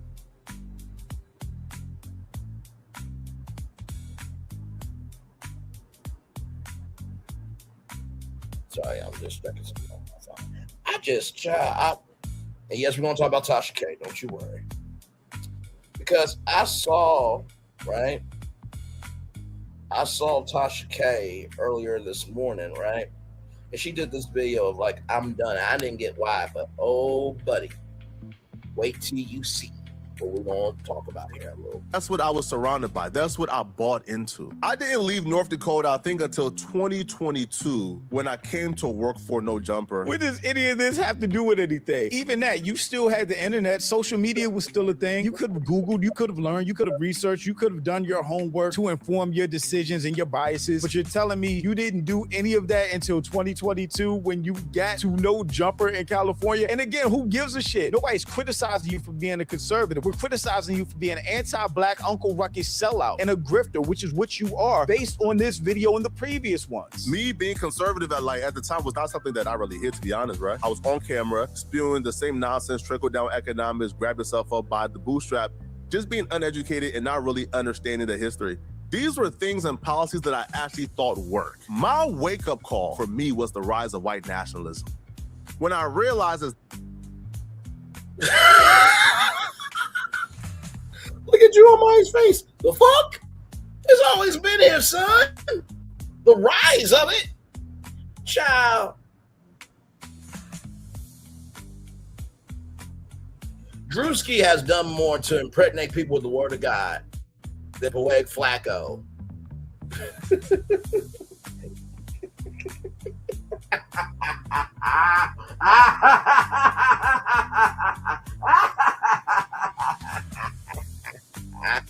Let's keep going. It's not about policies, bro. Time out. This clown just said his wake-up call was with the rise of white nationalism. Keep in mind, the person that spearheaded that rise was Nick Fuentes with his Groyper movement. Nick Fuentes is one of the biggest names in the white nationalist, white supremacist movement. And that's the same person that Poetic Flacco was glazing and so giddy about talking to. Your opinion on white liberals, I believe that they're our number one enemy. You're like repeating his talking points back at him. Nick? And it just sounds like, yeah, you are. It sounds less racist. No one's gonna call you a Nazi for saying the same shit that Nick said. He literally praised Nick Fuentes for his now, views. Sneeko really can't say shit, bro. If you don't know about Sneeko and his history, oh, buddy. He was friends with Mr. Beast before Mr. Beast got big. Did a whole expose video, and now he's a has-been. Rightfully so, by the way. He supported Kanye West, right? For him wanting everybody that's not white out of the country. He praised the Proud Boys for being racist and anti-black. So not only is he an Uncle Ruckus and a grifter, he's also a liar. It's not about policies. It's not about whether or not I believe tax breaks at the people at the top will lead to more job creation and then trickle down to people at the bottom. It's not about policies. That's when I realized it's not about policies. What I realized was these people believe that we don't belong. You were praising the people that believe we didn't belong. Yeah. White folks care about crime so much, bro. They call the police, for example, on you, right? Yeah. Just by suspecting something. Yeah, right? That's true. Some white folks call the police just when they suspect something, bro. Only Negroes, yo. Only Negroes support crime. Praising them. These people. You know what should have happened? Somebody who's in that house, his girl should be like, hey, let me see. Oh, I'm so sorry. Oh my God. Babe, I was recording that. I'm so sorry. I don't know what happened. Something should have happened where somebody should just shut off this whole recording, okay? People believe that this country belongs to white folks, that this is a country for white folks and by white folks. Just in case you didn't see my video, this is how he talks about white people. Should he be proud to show off that white face? Yeah. That good white skin, that beautiful, white skin. Say, yo, white lives matter. Yo, listen, I have white friends, I'm seeing that right now it's tough on white folks. They can't really say too many things. They're being oppressed. Freedom of speech is being taken away.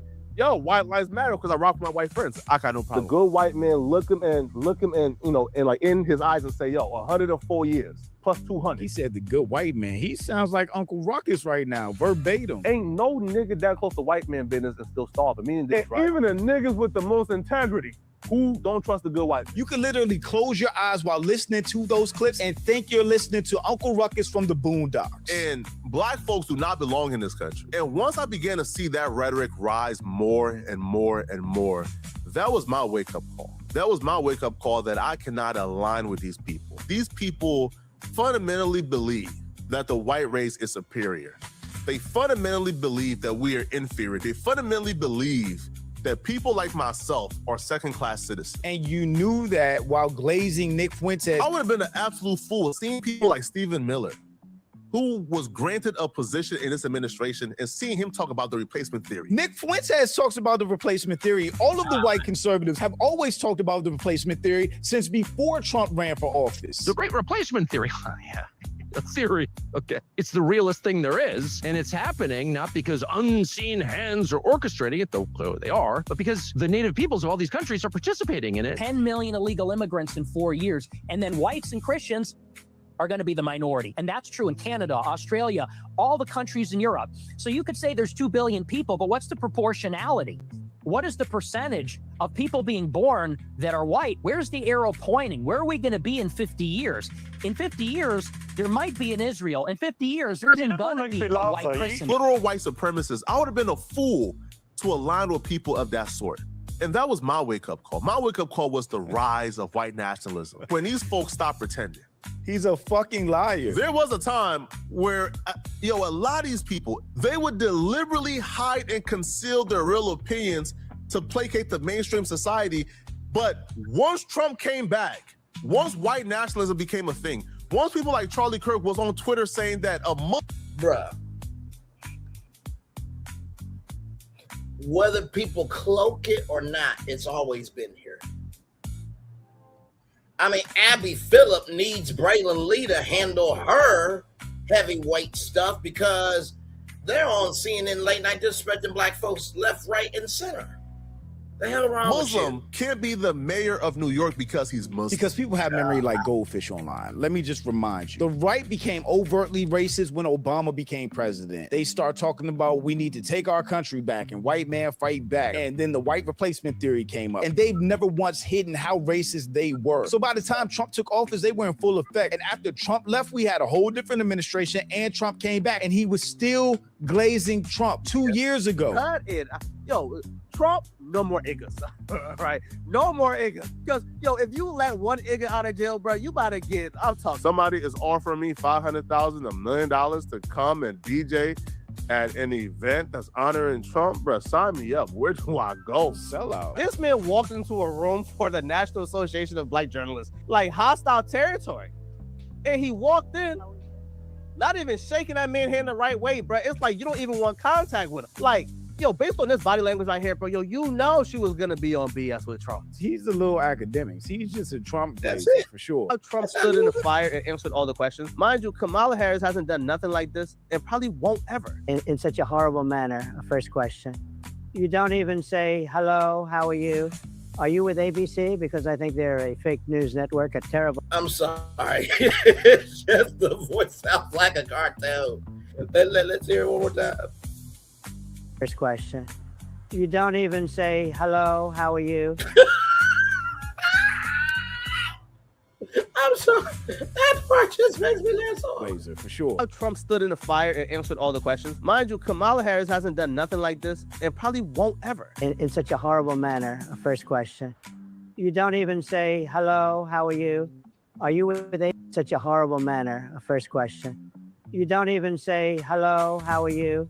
Are you with ABC? Because I think they're a fake news network, a terrible network. It's a fake network, but you've been on it several times as the president of the United States, bro. Like, just cut the Aura is immaculate here. This is an away game. It's an away game and they're being hostile. And this man got so much aura, bro. He's winning over the room, bro. He got the audience. Here's the crazy thing about this. This video was 2 years ago when Trump went to the National Black Journalists Association in Chicago, whatever it's called. That was in 2024. At this point, he was still pro-Trump. So he's lying about the rise of white nationalism being his wake-up call. Where I said, they're not playing fair. These people, these very same people are willing to go against the quote-unquote constitution they swear by if it comes to oppressing us. That's when I realized, bro, things like the quote-unquote like constitutional conservative, bro, all that hogwash is nonsense. Everything you're saying is nonsense. A lot of what I said, I can't take back because it's already out there. What did you say? How about that? How about you address what you said? Don't talk about some random, vague, conservative concept that nobody questioned. Talk about your anti-blackness. Talk about your white supremacy glazing. Talk about your Trump glaze. Talk about all the shit that you said from these clips. Me being a conservative at some point in my life is already out there.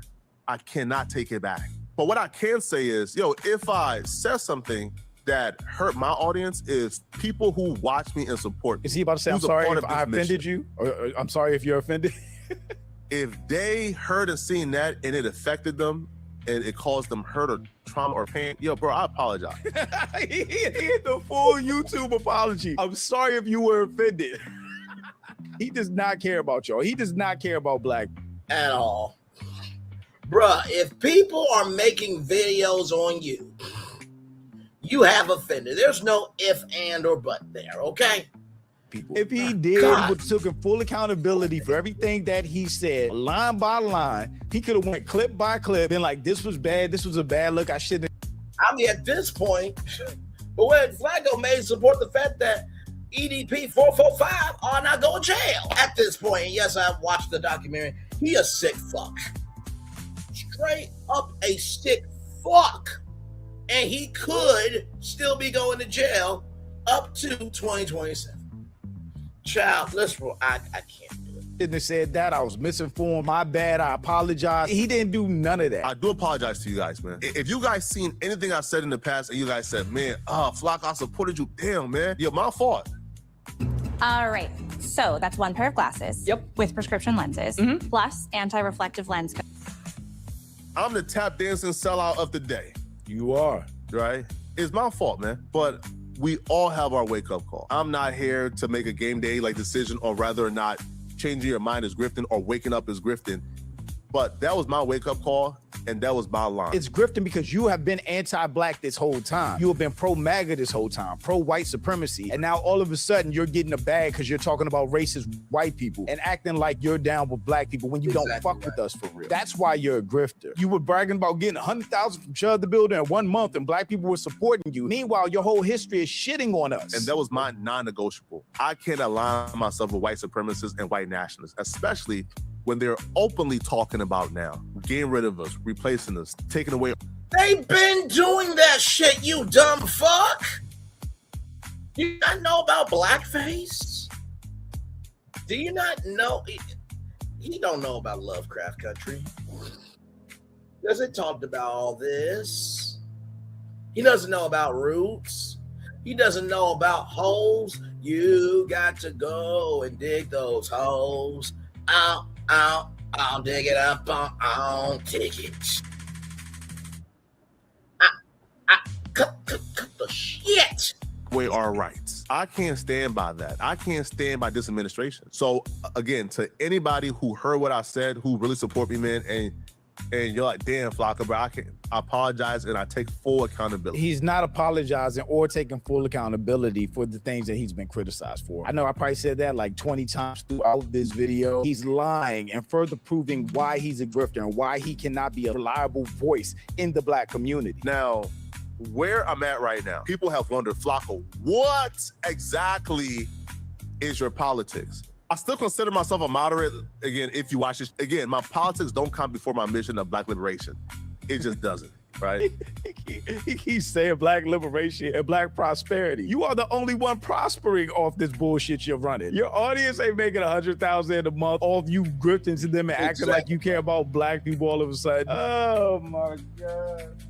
We can't even focus on racist white people because we got grifters in our community, man. I'm gonna criticize the left. I'm gonna criticize the right.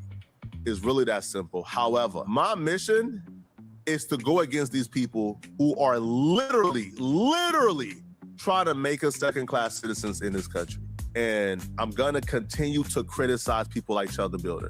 I'm gonna continue to criticize white supremacists and white nationalists. What is his criticism of Chud the Builder worth, knowing now that he supported a white man? It was hyping a white man up for saying the N-word, calling him the realest white dude ever. That's why I love Danny. I told you, right? This is why I think Danny is the greatest white boy ever. Because, like, for example, white boys who would, like, come here, you know, say, oh my God, I'm so sorry, you know, Black Lives Matter type shit, right? Just bend over, right? He should agree to go to the neighborhood and do a toy drop.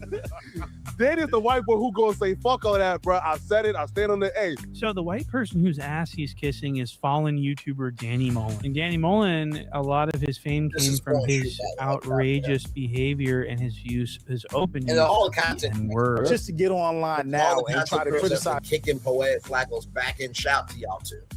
Chud the Builder for doing the same thing that he praised somebody else for doing. That's how hollow his words are now. His criticisms mean nothing. Because I understand the dangers of leaving that ideology to go unchecked. I understand the danger. There was a point where I bought into some of that. So I understand the dangers of that. He's keeping it real vague on what exactly he bought into and what exactly he's apologizing for. And that's not me making an excuse. That's me taking accountability. You haven't taken accountability. Right? But the mission is not going to stop. I wanted to get this out there because I owe you guys accountability. You wanted to get this out there because people were on your fucking neck. I kind of gave him the benefit of the doubt in the first video, thinking he would come back, address it, take full accountability, apologize, and move on. But he's refused to even do that. He's playing in our face. He thinks we're dumb. He's trying to sway his audience to believe that he's really sorry for his actions without ever really addressing his actions. And his own audience isn't buying it. The first comment up here, Flacco the Builder. Somebody else acknowledging his past. Boy, when Flacco first came out, this fool used to sound like Officer Taylor. That's a crazy comparison, but very accurate. Uncle Ruckus Flacco. Nah, Flacco, you was talking greasy as hell. The more people dig, the more they'll know this is not an apology. It's over. This absolutely wasn't an apology, and it shouldn't be accepted by anybody. I'm actually surprised to see this many comments. There's people standing on black business against Flacco. Nah, dog, it's a hell nah for me. And to my point exactly, being conservative is one thing. Saying you admire Nick Fuentes is a whole different thing, which goes back to the real criticism. He tried to whitewash this like people were mad at him being a conservative when that was never the case. Bro never argued policy. He was literally Uncle Ruckus like 6 months ago. I think that's the other thing is how recent all of that shit that he was saying actually was. It wasn't like it was 10 years ago. They were from his no jumper days and up until probably like 6 months ago. You're an alien to the culture. You're doing your best to imitate a decent human being. But even this video comes all slimy. I'm glad more people are seeing you for you. Flacco thinks we're all stupid. He didn't address anything. All of a sudden, it's about policy. You mean you sold the money and switching sides? Correct. That's exactly what it was. And the last one I'll read still sounds disingenuous because it 100% was disingenuous. And while his channel is big enough to maintain itself, it will continue to be a success. People are waking up to who Flacco is and just tapping out of supporting his channel, which is how you see him losing 1,000 subs in a day. Flacco had the opportunity to address all of the old footage, all of the things he said and wrote about black people, about supporting MAGA, Trump, Nick Fuentes, white supremacy, and he chose instead to not take accountability, to not address any real criticism, and to sway the argument to something he was never criticized for. Real slimy snake grifter shit. Any black people supporting him from this point on, just know you're listening to a very disingenuous person that does not care about you or your community. But shout out to my channel and Patreon members. Thank you so much for supporting, and thanks for watching. Y'all let me know what you think about all this in the comments. Also, make sure you check out the next video, and don't forget to follow me on Instagram for behind the scenes and life stuff, and I'll catch you next time. Peace. Shout out to Drew on my great content creator, and I do hope O'Shea Drew Jackson, shout out to Coffee City, Coffee Unfiltered, be called out by you as well, because he did vote for the president 3 times there. So we're not done. No, we're not done. So, as you guys know, there is this thing called FBA, Foundational Black Americans, right? And we know about this because of, ladies and gentlemen, the Essence Festival. Now, when it comes to that festival, right, because it's being run by Africans, and Africans are saying that there's no black culture here, the originals are here, I want you to listen to what Tasha K said. Okay, here we go. Shout out to this content creator, Watergood TV. I never heard of him before until now, but hey, that's how it works sometimes. We only hear about content creators we don't know rather, until a situation like this comes up. Roll it. But here's what I would say about the FBA movement. It's no different than the KKK. The KKK. An organization that basically destroys black people just because they black. Okay, guys. You see how stupid these people sound? Meant to divide. Meant to separate you, to isolate you, to have you looking at other races that look like you and hating them for no reason. That is the same foundation and principles that the Ku Klux Klan build themselves on, which is protecting their whiteness, their pureness. Yes. Might have to drop a dime on them. Sure. You know what I'm saying? I don't like that shit. Sure, bro. I don't like that shit. It's the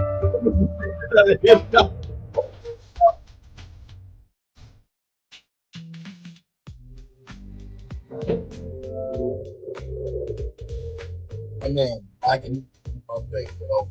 I agree. Creators, get a little extra with YouTube Shopping Extra? by tagging what you love. All right, y'all, we back with another video, man. Y'all know how we do. Always pushing help, well, from the better understanding self. So check this out, y'all. In this video, we going over how Tasha K, we got to cancel Tasha K. She's spreading misinformation about the lineage that we're gonna have to check her about, right?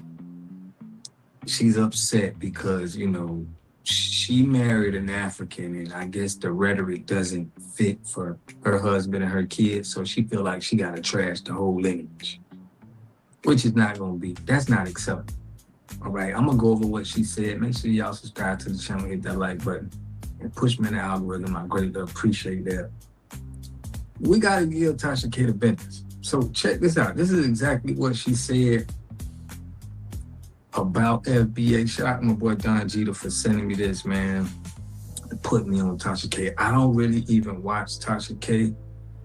I've seen some of her stuff before. We definitely gonna have to tell everybody, for her having this rhetoric for FBA, we're gonna have to unsubscribe. We're gonna have to, she gonna have to feel our presence, but without further ado, let's get it. But no, I got a question the other day from a gentleman that entered my TikTok live, and he said, Tasha, what do you think about the FBA movement? I said, oh, you're trying to get me in trouble. He said, no, I just want to know what you think about it. I said, you know I can't speak on that. He goes, well, why not? I said, because. Now, first, delineation is the movement. Okay, FBA is not even, you can't even say, that's a lineage. Okay, so she needs to understand you gotta speak on it correctly. You spreading misinformation and wrong information about us. Let me let her know. Because my kids are African. What your kids being African got to do with he asked you about the FBA lineage? Correct. And by the way, Tasha, you're in the United States of America, so they would look at you as an African American. Child, let me tell you something. 47 is going to set up a black entertainment summit.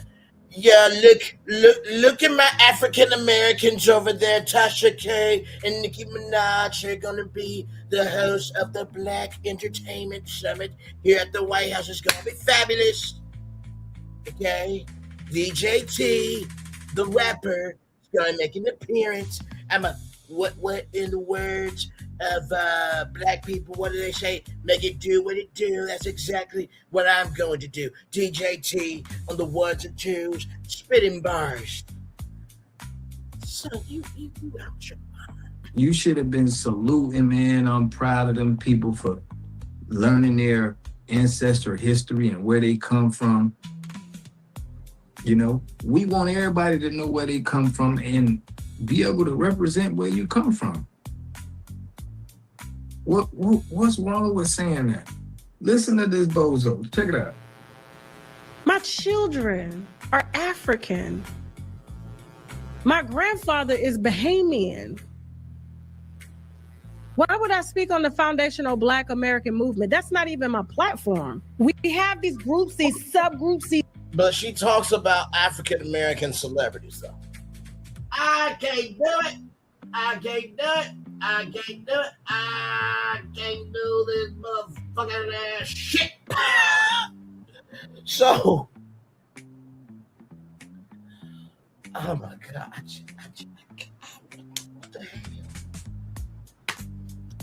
Child, Cardi B more black than Tasha K. I said it. Moving on. These leaders that just ordain themselves. Oh, Lord. I need and they come out here and they spew what y'all call knowledge to empower Black people and foundational Black Americans to help aid us. This is done intentionally because she's dating an African.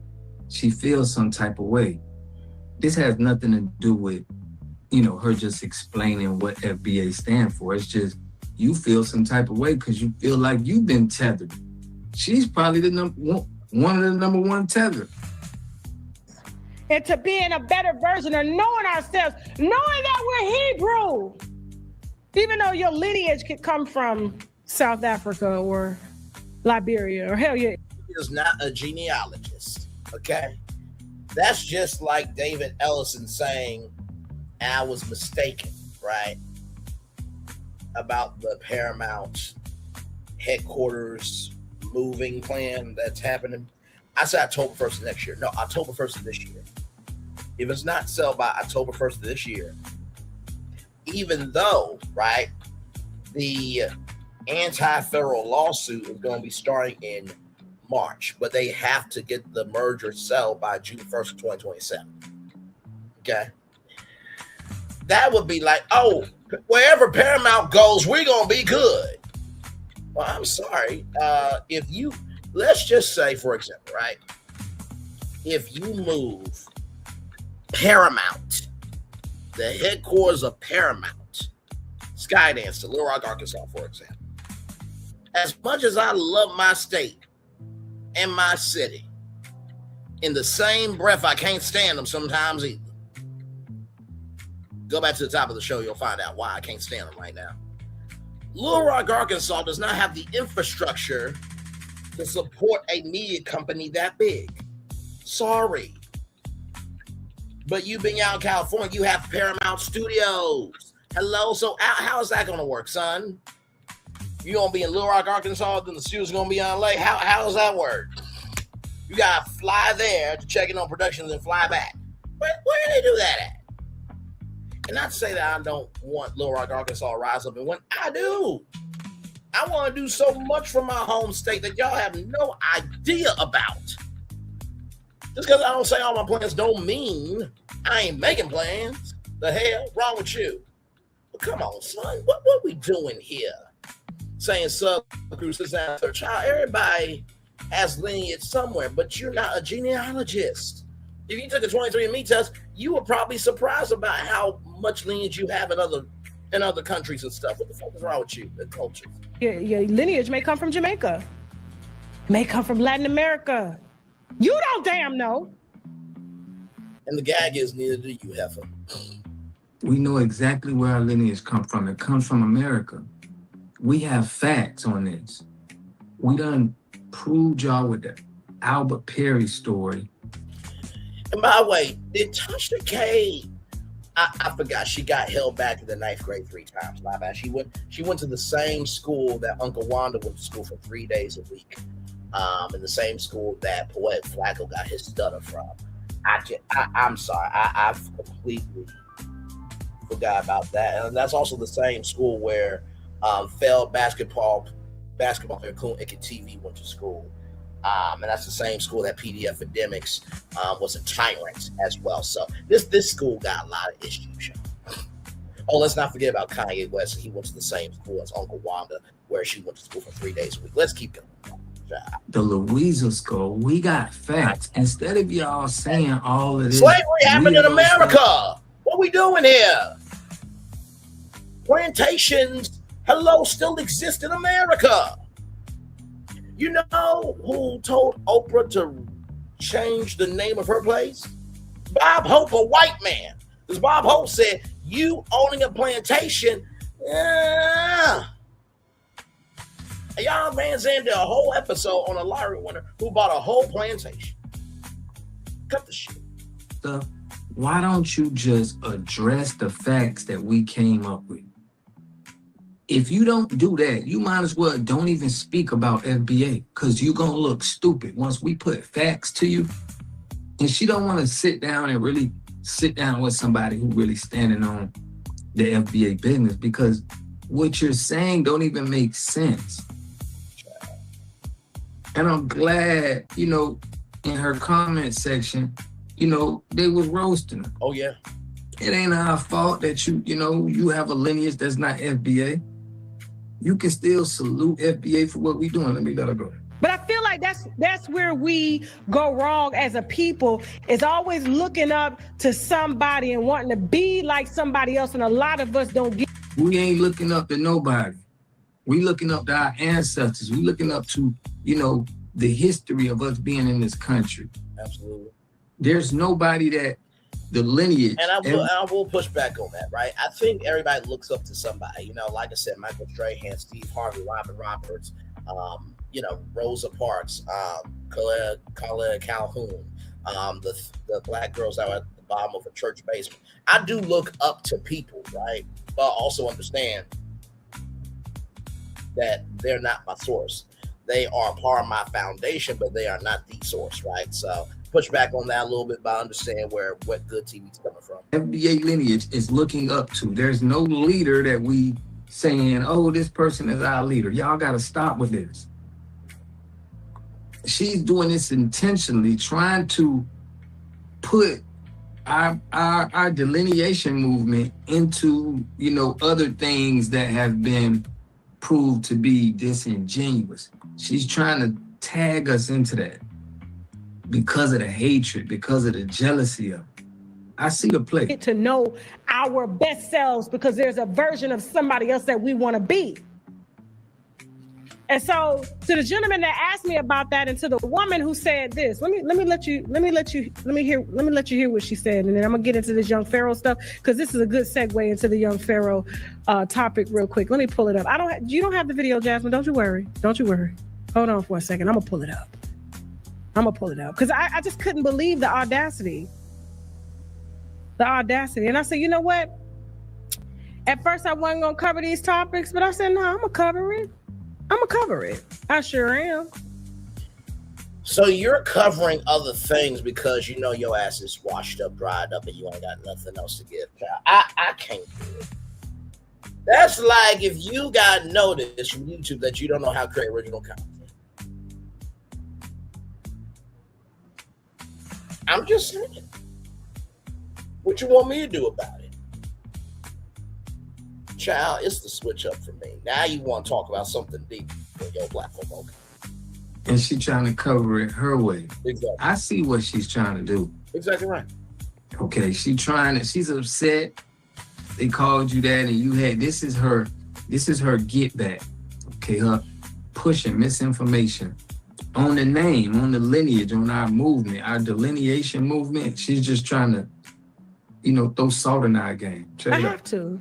Because y'all got me fucked up out here. Oh, y'all do.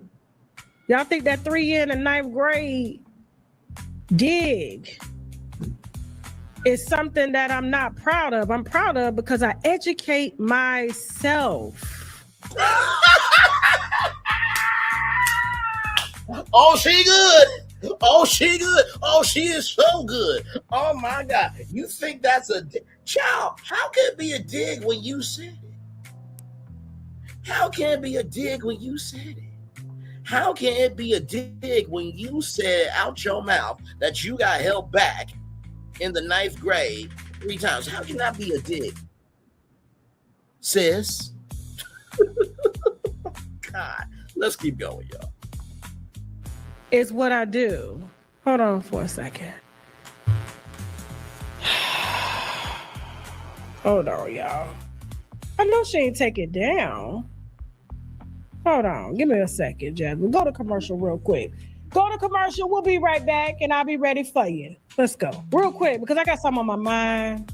My skin I'm kind of boiling inside a little bit because I was asked about what I thought about, I guess, foundational Black Americans and their movement. And I know that there's a subgroup of this, and I do know my name gets brought up a lot. You know, when it comes to this, what does Tasha stand for? Who does she look up to? Who is her God? Is what I get, okay? And so when Charleston White had brought up that a lot of our little girls should look up to a Clarissa and want to be a Clarissa, you know, I have to respectfully disagree because that's why a lot. So if young girls shouldn't look up to Clarissa, you think they should look up to you? Says the person that said a mother and her child had an STD. I can't hear nobody. But okay, child. Moving on. A lot of our young girls are lost now because they don't know themselves and too busy trying to follow everyone else. And so when I was on TikTok Live the other day, And I was asked about FBA and what I thought about it. And I said, you know, I can't talk about that because that would be me talking against my own kids, me talking against my grandfather, my family. But here's the response, because they were trying to set me up. But here's their response to me not answering the question. And then I'm gonna respond to this, okay? So here we go. Now, like I'm saying, what does your grandfather being Bahamian, your kids being African got to do with the lineage of people that say they come from America? All of this negative rhetoric seeming like it's coming from a jealousy, you know, she's upset because she fits the narrative of Tether. That's what it is. Trigger warning, trigger warning, trigger warning. Now, I wonder this for myself. Hold on. Damn it. Why does she have Erykah Badu in the background? Okay. I ain't gonna play it. So here's the thing. They called my husband an African booty scratcher. They said, child, you upset that they called your husband that? You call people worse. Did you drag just hilarious? But yet she got a whole job on iHeartMedia, and you got paid back an artist that gets more play on iHeartMedia than the non-existent energy that you don't get on iHeartMedia. What the fuck are we doing here? Oh my God. Oh my God. Oh my God. Moving on.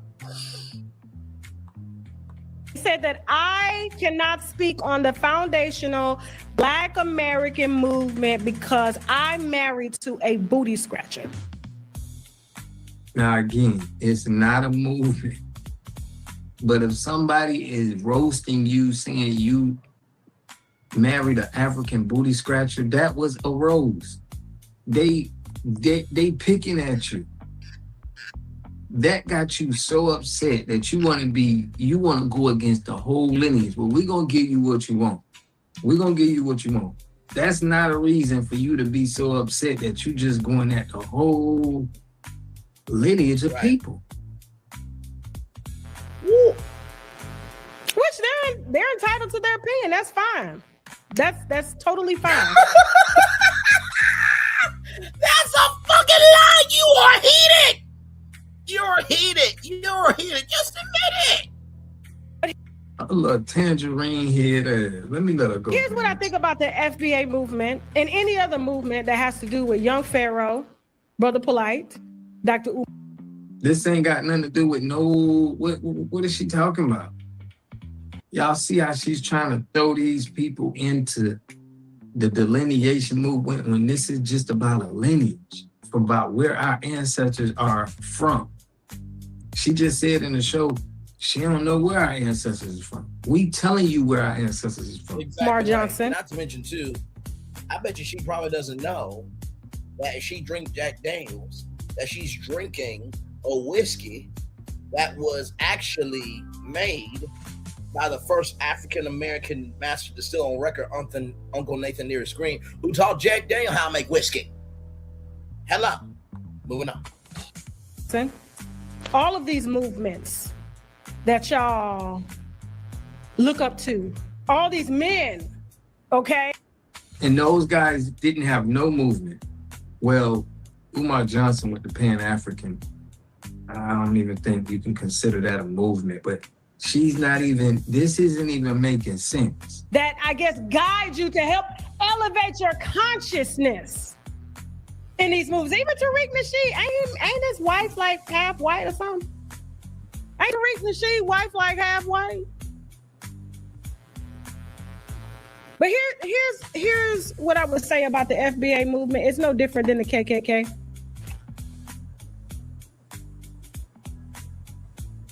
The KKK. You see how stupid these people sound? Meant to divide, meant to separate you, to isolate you, to have you looking at other races that look like you. And by the way, if I'm rolling I'm pulling up Tasha K on my channel. I'm flaming her for everything she got. And hating them for no reason. That is the same Who hates? We don't hate nobody. See, this kind of rhetoric is what make our movement and it you are spreading misinformation. Don't nobody hate. They just called you. They said you married an African booty scratcher. That's not hate or anything. Nobody is saying they hate you. We don't hate no other races. We don't hate nobody. Who is you listening to even make you think something like that? Foundation and principles that the Ku Klux Klan build themselves on, which is protecting their whiteness, their pureness. Cancel.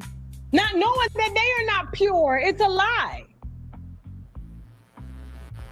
And I don't get involved in these types of conversations because it's ridiculous.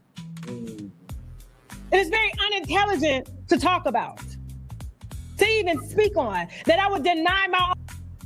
You sound very unintelligent comparing our lineage to the KKK. That's probably the stupidest take I have ever heard. They can't even give no facts on this. The only thing she could say is somebody called her husband an African booty scratcher. And she feels bad.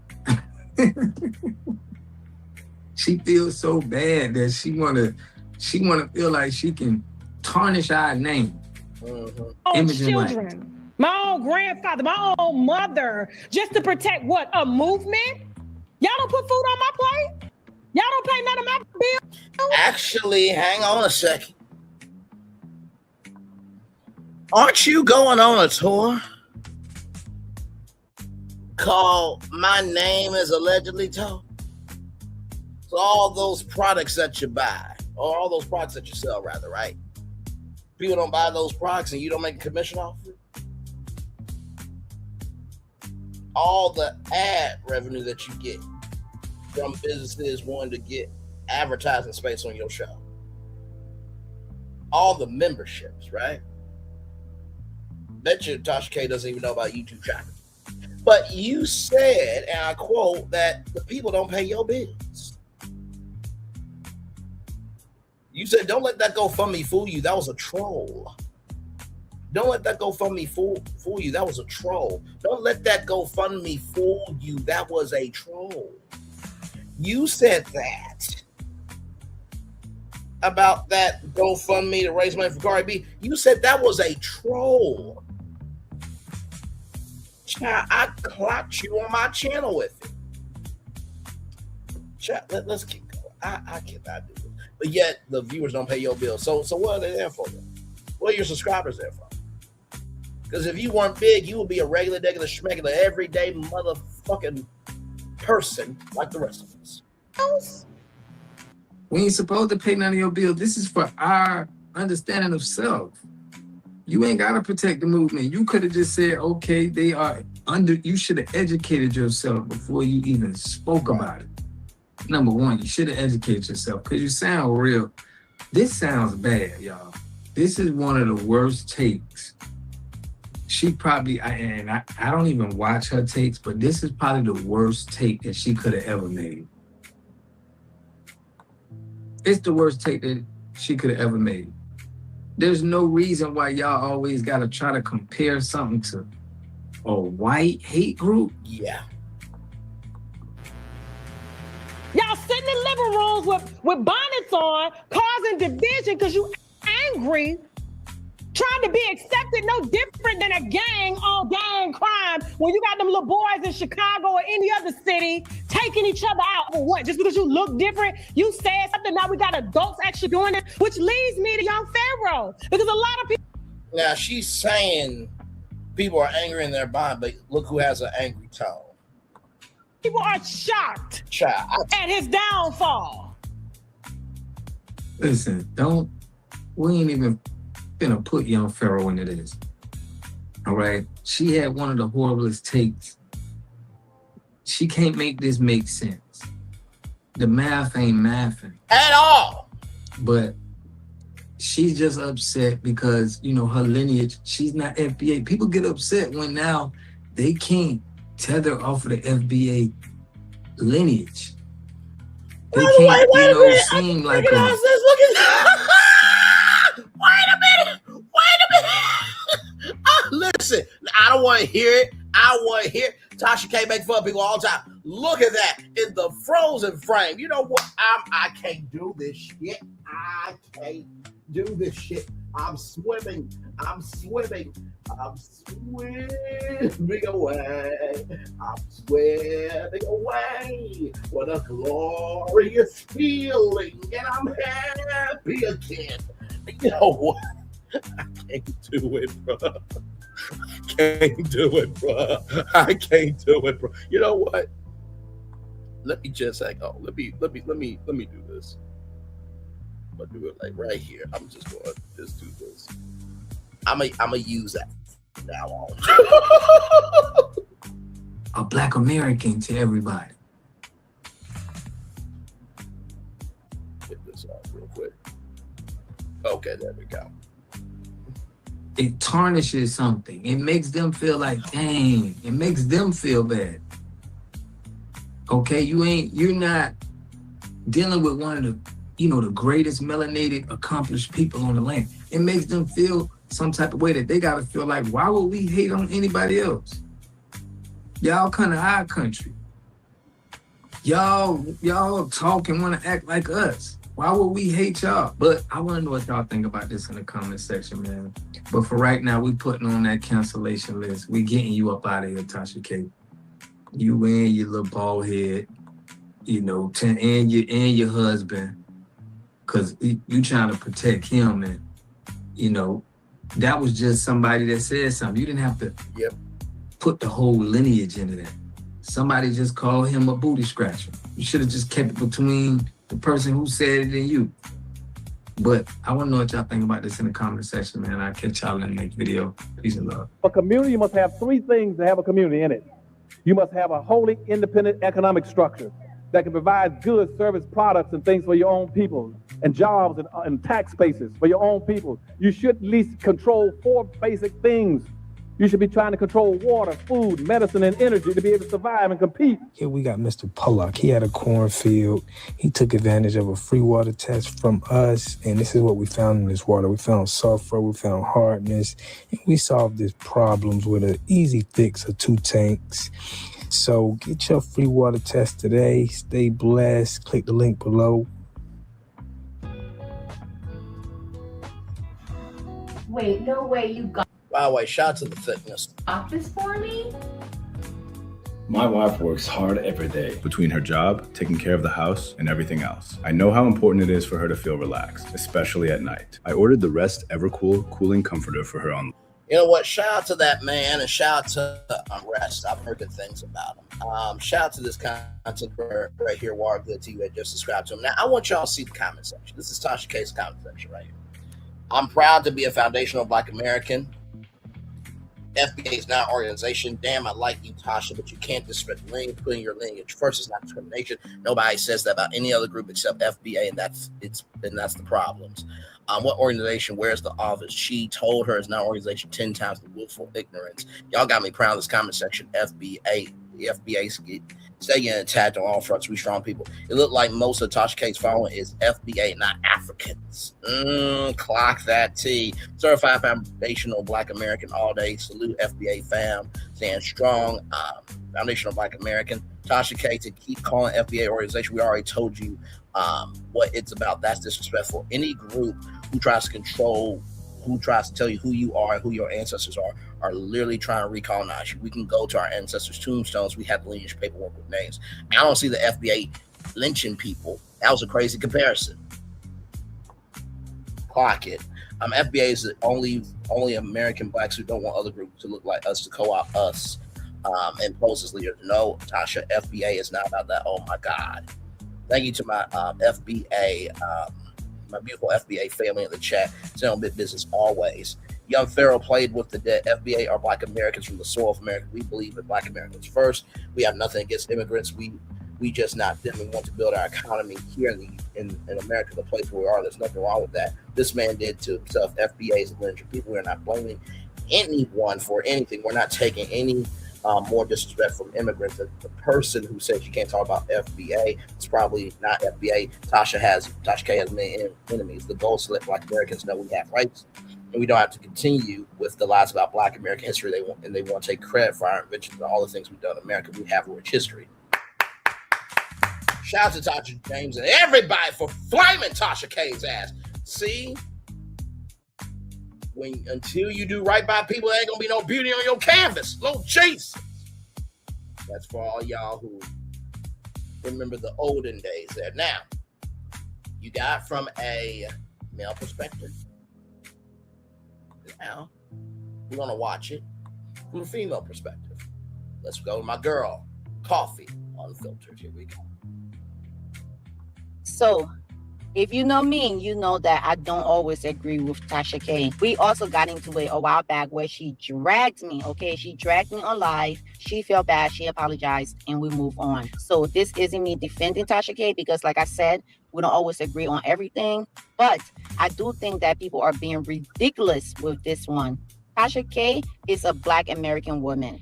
Dating an African man doesn't erase her lineage or suddenly means she can't speak on Black American issues. I feel like that's ridiculous. People are allowed to date whoever they want, in my opinion, as long as you're not dragging your own kind. Correct. Yep. For example, Tasha K is dating an African. As long as she's not coming out and saying she hates Black American men, as long as she's not saying certain things like that, I don't see the issue. And what makes this even more hypocritical is that some of these same FBA men have absolutely no problem with dating outside of their own group.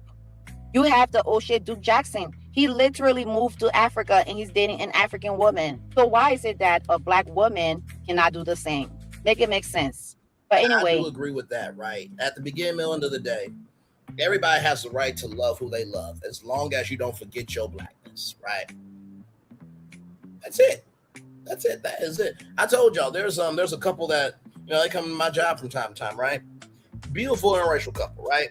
And she and the woman is straight down for her Black king, right? And my thing is, as long as Black men and Black women are still alive and around this, that, and the third, we good in the neighborhood, right? God. Okay, I'll do that right after this. I'm sorry, I was just looking up something. It's always something, child. It's always something. Now, with that being said, I think what you have to also recognize is Tasha K is coming out here saying that foundational Black Americans, screw them when you cover Black celebrities, right? From America, right? Your kids were born in America. Your mama, your family was born in America. So no, just because you date an African doesn't mean you get to negate all that, like Coffee on 4%. Wait, this clip is what's setting people off because Tasha K compared FBA to the KKK. And now I don't agree with that. I don't agree with that comparison, but that's what she did. She feels as though these FBAs are the same as the KKK. And as I stated, I do not agree with that comparison. Yeah. But there's this discourse going around and people are talking about it. Some people are agreeing with her. They're saying, yes, it's true because here are the list of things that FBAs have in common with the KKK. And others are saying, this is BS. You're done with Tasha K. Tasha K needs to be canceled because there's no way you should compare FBA with the KKK. But let's get into what she had to say. They called my husband an African booty scratcher. They said that I cannot speak on the foundational Black American movement because I'm married to a booty scratcher.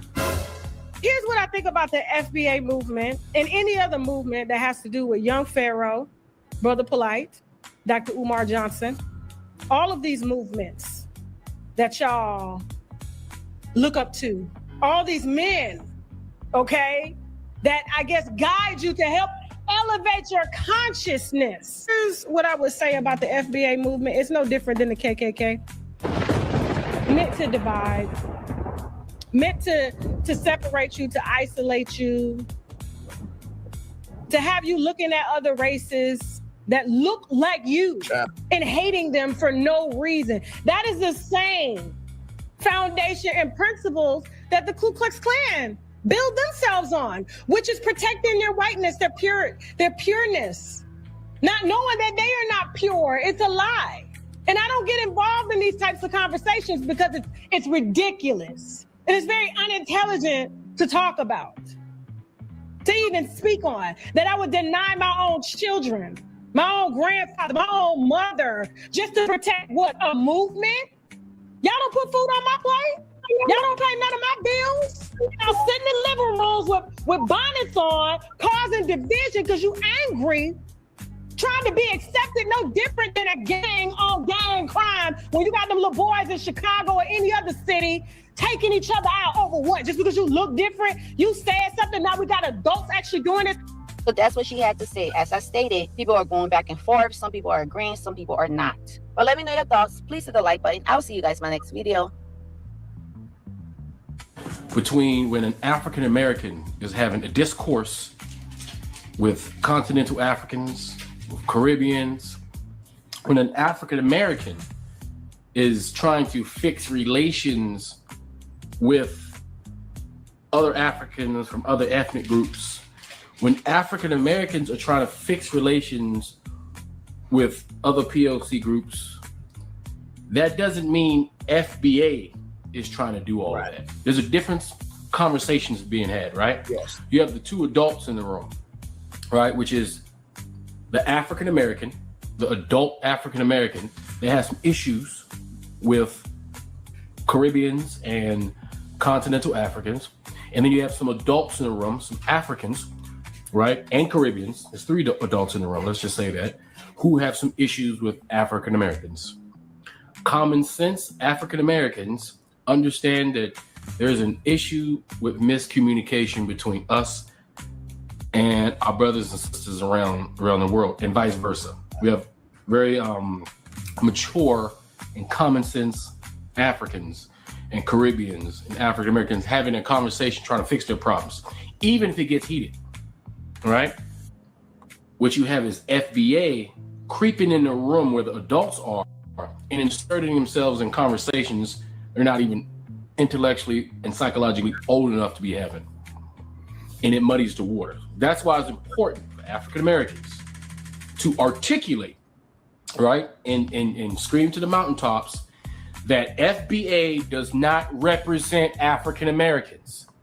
No matter how many FBA insist on marrying or believing that African American, FBA, and Black are interchangeable words. They are not. African American, Black American, Black. Black means African. Okay? African American, Black American, Black.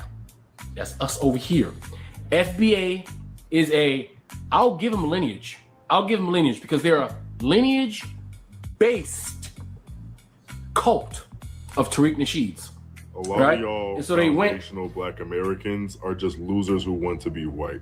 You want the socioeconomic capacity to subjugate another group. You don't actually care about the plight of the Black community because you actually studied Black history. You would understand that the fight for liberation has always been multicultural. With Mexicans hiding slaves from the Underground Railroad, you have Chicanos and the Brown Berets marching during the Civil Rights Movement, and then Latinos for BLM in modern times. It's ignorant as Black Americans to say that this isn't our fight when we've seen federal officers abuse Black people. Yep. Generalizing other demographics as anti-Black is counterproductive because they're not a monolith, same way Black people are not a monolith. And it's crazy to say that I'm not Black because do you think the police are going to give me a free pass because my family are migrants from the Caribbean? Do you think that's how that works? Come on. Very, very well said. And as we get ready to end this, you guys remember the Real Housewives of Atlanta reunion was on Sunday, Monday. Angela Oakley talked about a guy named Gary. Who's Gary? Kelly Farrell said. Well, let's go over to my girl, Diana Rose. Shout out to her. A great content creator. Always have loved her energy for sure. So let's get to that right now. Here we go.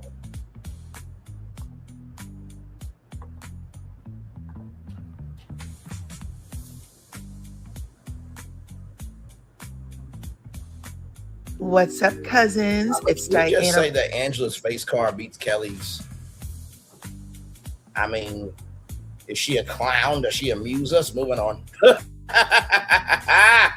Child, I cannot. With the bullshit. What's up, cousins? It's Diana Rose, and I bring a unique commentary to your favorite reality TV shows and whatever is popping on social media. I need you guys to come in, join the discussion, become a subscriber if you are not already, and make sure your notification bells are on so that you don't miss a thing.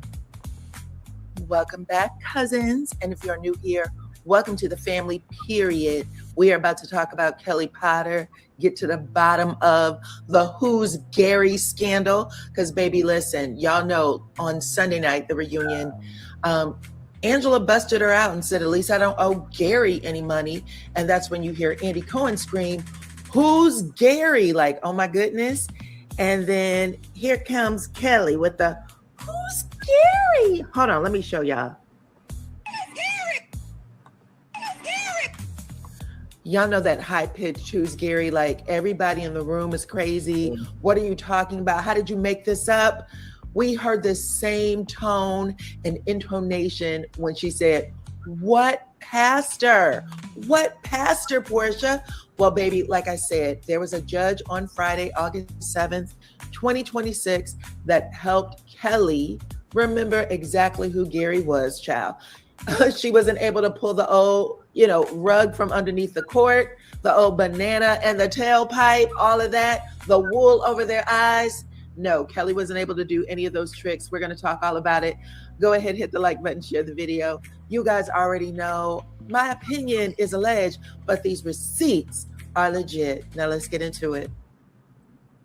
Okay, you guys, so you see it there on your screen. This is coming by way of a friend of mine, a friend of the channel, V with the T, and that is Reality Recap.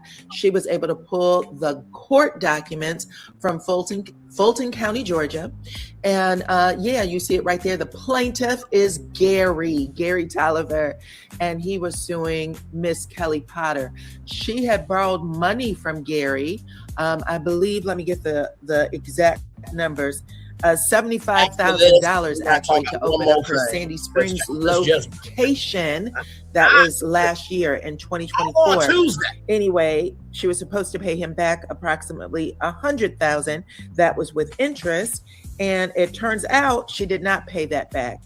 She was able to get him $36,915, and then everything else fell by the wayside. Anyway, he went to a court and he was seeking, get this, he was seeking $263,000, 85 cents, basically looking for the money that she didn't pay him, along with damages, emotional distress, punitive. Give me one moment, y'all. I'll be right back.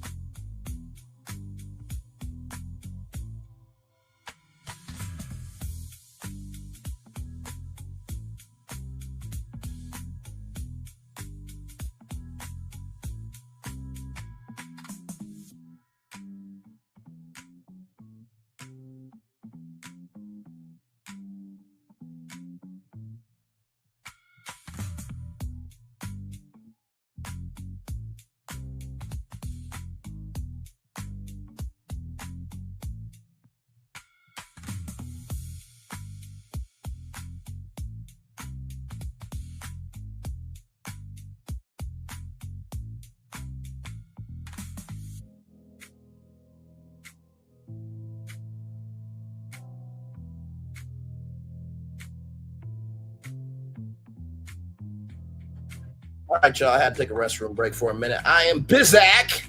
Let's continue on. Damages, pre and post interest, attorney fees. Y'all know they tack everything on to those court documents. They tack everything on looking for the whole shebang bang. And the judge didn't give him quite that much, but he did give him something, okay? The bottom line is Gary said, listen, she was deceptive. He accused Kelly of being deceptive in getting the loan from him. He said she owes everybody. She has multiple pending civil Yep, she lawsuits, does. multiple civil lawsuits that she's currently in, including owing her employees. So he said she owes everybody thousands of dollars. And if she would have come to me and disclosed that, I would have never given her the $75,000. Well, you can see it there in black and white, you guys. The court case was on August 7th, and the verdict came yesterday, August 10th. Kelly has to pay back the $63,085 she owes in principal, along with $20,614 for prejudgment interest. He did receive that. He also received court costs and post-judgment interest. Okay. So altogether, $83,699 before whatever the court costs are, because she does have to pay that man's court fees. Okay. So check that out, y'all. Not good for Kelly. Who's Gary? Well, baby, the judge said you absolutely do know him. And this is going to be one of these things that we remember. Y'all know Kelly was on that show. We're going to hear her on the reunion say, Portia lies. She's a liar. Well, it turns out, Kelly, you've been lying too, girl. You've been lying too. But y'all talk to me in the comments. Let me know what y'all think about all of this. Kelly owes, Pookie owed from New Jack City. Y'all remember that movie, New Jack City? Anyway, it doesn't matter. Pookie owed the community. Kelly owes the community. And then Kelly damn near owes all of the community at this point. But yeah, y'all let me know what y'all think in the comments. This is going to make Kelly very animated over there on RHOA. There's going to be a lot of crazy stuff that's going to go down because Kelly's going to work for that money. But y'all let me know what y'all think in the comments, okay? Hit the like button, share this video. Become a subscriber if you are not already. I appreciate every single one of y'all for rocking with me. And until the next one, bye-bye. So, shout out to that. Now, we're going to go over to Conscious TV because this just broke.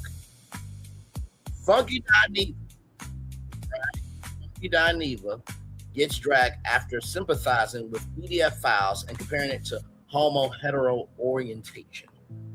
Let's play. They come to discussions and we just can't hold it together.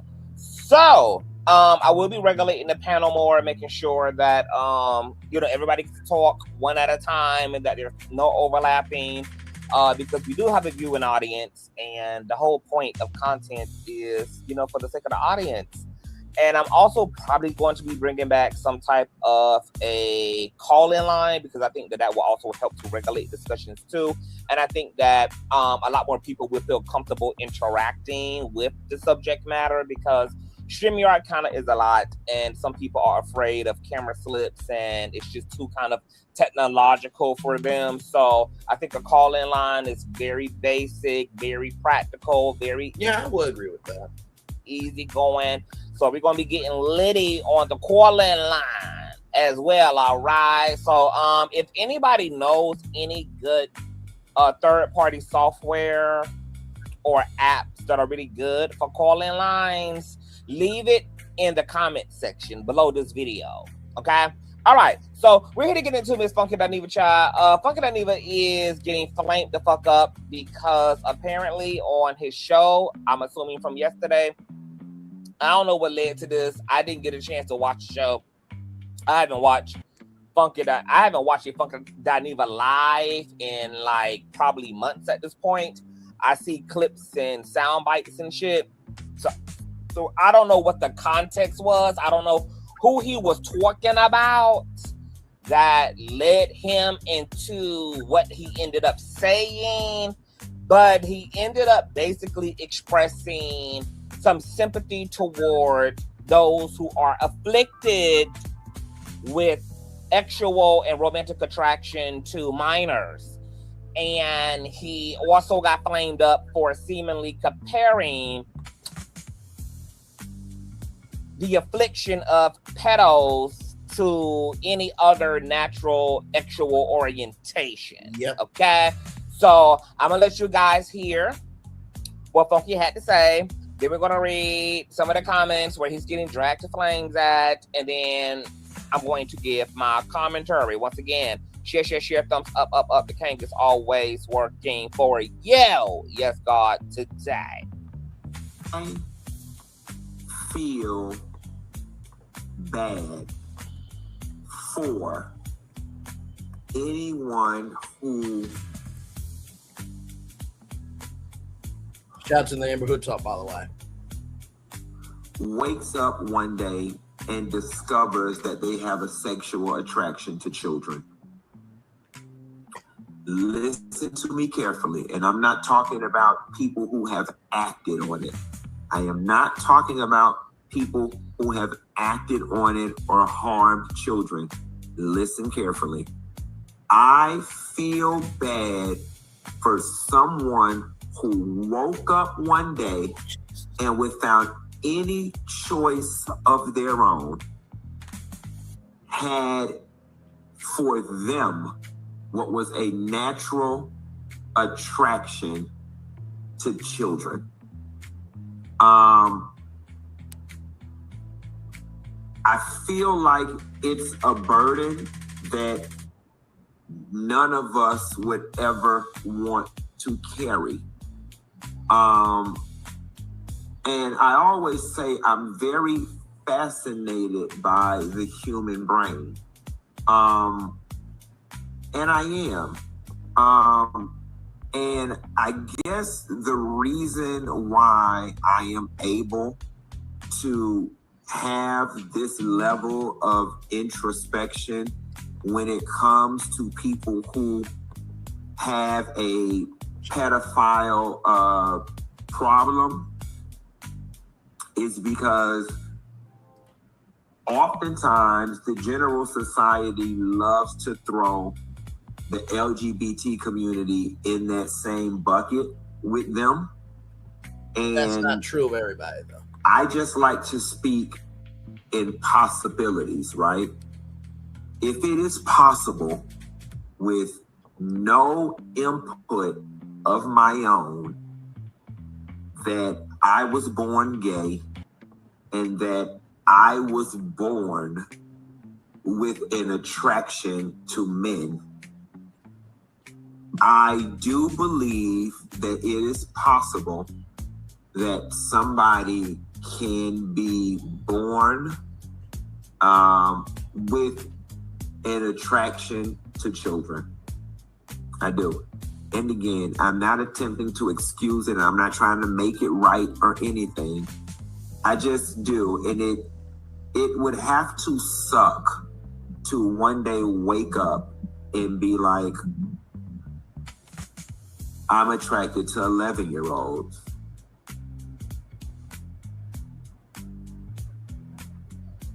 And that there's nothing that I can do about that attraction. And again, I'm not talking about acting on it. I'm simply talking about the attraction. That has to be a heavy cross to bear. That's all I got on that. I can tell by the comments, this is not the conversation for y'all. Yeah. So, shout out to Conscious Stevie. First of all, what the fuck is wrong with you? Like, bro, nobody should be having an attraction to kids. I don't know if y'all know about 19 kids and counting the Duggars, but Josh Duggar molested his sister and also had CP on his computer. And there's a private, server that you have to log into, this, that, and third. He tried to get out of it. No.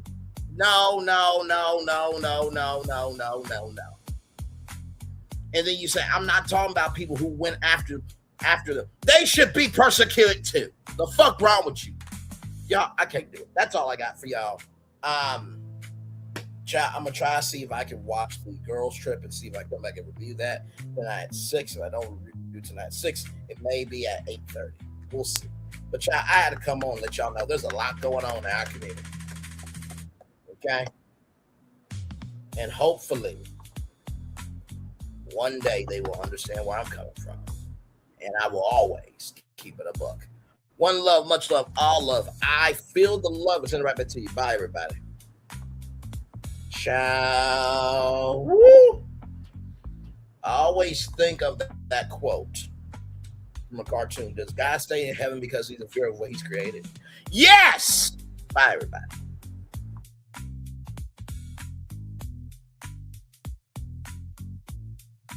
I thought I should tell you they've been talking about you. Yeah, they've been talking about you. They've been talking about the fact that they've done everything they could to stop you and everything they could to block you, but you still win. They've been talking about the fact that they have undermined your success and they have tried to sabotage your seasons, but you keep winning. They've been talking about the fact that even though they don't like each other, they get together to try to kill you, but you keep winning. They've been talking about the fact that you were voted least likely to succeed, but like cream, you keep rising to the top. They've been talking about how they tried to burn your world down, but like the phoenix. And by the way, y'all know how I feel about Kelly Farrell, right? I didn't even have to explain nothing on that. But just to make sure Kelly don't get left out, find with neighbors that young lady who whooped your ass in court and without a lawyer and won $16,000, your restaurant closing down. Somebody said in Diana Rose's comment section that they starting to believe your ex-husband. You spent it on 18 bags for your daughter on her 18th birthday. And your man paid for your teeth with $75,000. Child, like I said in Diana Rose's comment section, Kelly Farrell's the Mia Thorne of Atlanta. Bye, y'all. I thought I should tell you they've been talking about you. Yeah, they've been talking about you. They've been talking about the fact that they've done everything they could to stop you and everything they could to block you, but you still win. They've been talking about the fact that they have undermined your success and they have tried to sabotage your seasons, but you keep winning. They've been talking about the fact that even though they don't like each other, they get together to try to kill you, but you keep winning. They've been talking about the fact that you were voted least likely to succeed, but like cream, you keep rising to the top. They've been talking about how they tried to burn your world down, but like the phoenix, you rose from the ashes. They've been talking about you. And you know what they say? Oh, she's just lucky. He's just lucky. But no, you ain't lucky. You're anointed. You got something on you. You got favor on you. You got power on you. You were born to win. Now they can call it luck, but it's grace. They can call it luck, but it's faith. But whatever they call it, it doesn't matter, because you know what God calls you? Do you know what God calls you? A winner. I thought I should tell you they've been talking about you. Yeah, they've been talking about you. They've been talking about the fact that they've done everything they could to stop you and everything they could to block you, but you still win. They've been talking about the fact that they have undermined your success and they have tried to sabotage your seasons, but you keep winning. They've been talking about the fact that even though they don't like each other, they get together to try to kill you, but you keep winning. They've been talking about the fact that you were voted least likely to succeed, but like cream, you keep rising to the top. They've been talking about how they tried to burn your world down, but like the phoenix, you rose from the ashes. They've been talking about you. And you know what they say? Oh, she's just lucky. He's just lucky. But no, you ain't lucky. You're anointed. You got something on you. You got favor on you. You got power on you. You were born to win. Now they can call it luck, but it's grace. They can call it luck, but it's favor. But whatever they call it, it doesn't matter, because you know what God calls you? Do you know what God calls you? winner. I thought I should tell you they've been talking about you. Yeah, they've been talking about you. They've been talking about the fact that they've done everything they could to stop you and everything they could to block you, but you still win. They've been talking about the fact that they have undermined your success and they have tried to sabotage your seasons, but you keep winning. They've been talking about the fact that even though they don't like each other, they get together to try to kill you, but you keep winning. They've been talking about the fact that you were voted least likely to succeed, but like cream, you keep rising to the top. They've been talking about how they tried to burn your world down, but like the phoenix, you rose from the ashes. They've been talking about you. And you know what they say? Oh, she's just lucky. He's just lucky. But no, you ain't lucky. You're anointed. You got something on you. You got favor on you. You got power on you. You were born to win. Now they can call it luck, but it's grace. They can call it luck, but it's favor. But whatever they call it, it doesn't matter, because you know what God calls you? Do you know what God calls you? A winner. I thought I should tell you they've been talking about you. Yeah, they've been talking about you. They've been talking about the fact that they've done everything they could to stop you and everything they could to block you, but you still win. They've been talking about the fact that they have undermined your success and they have tried to sabotage your seasons, but you keep winning. They've been talking about the fact that even though they don't like each other, they get together to try to kill you, but you keep winning. They've been talking about the fact that you were voted least likely to succeed, but like cream, you keep rising to the top. They've been talking about how they tried to burn your world down, but like the phoenix, you rose from the ashes. They've been talking about you. And you know what they say? Oh, she's just lucky. He's just lucky. But no, you ain't lucky. You're anointed. You got something on you. You got favor on you. You got power on you. You were born to win. Now they can call it luck, but it's grace. They can call it luck, but it's favor. But whatever they call it, it doesn't matter, because you know what God calls you? Do you know what God calls you? A winner.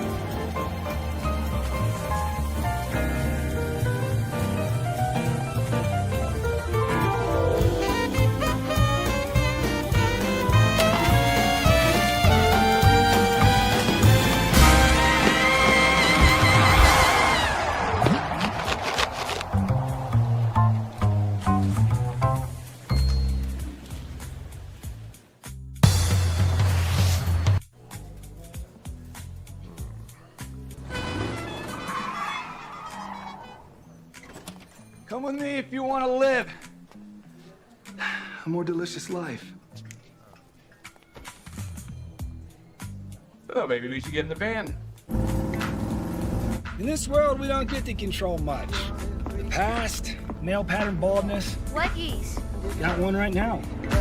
The urge to puff that bubble wrap. But there is one thing we do get to choose every single day: what we eat. Welcome to the Sonic Department of Research and Deliciousment. We have everything you want, didn't know you wanted, and some things you didn't know were possible. Because we believe if you're not having fun, you're not living free. So come on, let's live a little. Prepare for a journey beyond imagination, beyond belief, beyond anything you've experienced before. Universal Epic Universe, a new theme park where you'll step through extraordinary portals to 5 immersive worlds. Prepare for a cosmic voyage of discovery, an isle of fire-breathing excitement, a shadowy world of monsters and mystery, new wonders in the wizarding world, and a new way to play. Plus the splendor of a magnificent resort hotel overlooking the park. It's all new excitement at Universal Orlando Resort. A week's worth of vacation thrills with 4 amazing theme parks, a variety of spectacular themed hotels, and incredible dining and entertainment. It's all at Universal Orlando Resort, where you'll find new adventures every day. Explore the astonishing worlds of Universal Epic Universe at Universal Orlando Resort. Because here's the thing, a good streamer can find other content. Because here's the thing, a good streamer can find other content. Because here's the thing, a good streamer can find other content. Because here's the thing, a good streamer can find other content. Because here's the thing, a good streamer can find other content. Because I've been moving on my own accord, covering Black culture. There is more to life. I heard that, friend. Braylon, shout out to Braylon. Make sure y'all go follow Braylon in case y'all haven't. I love your content. I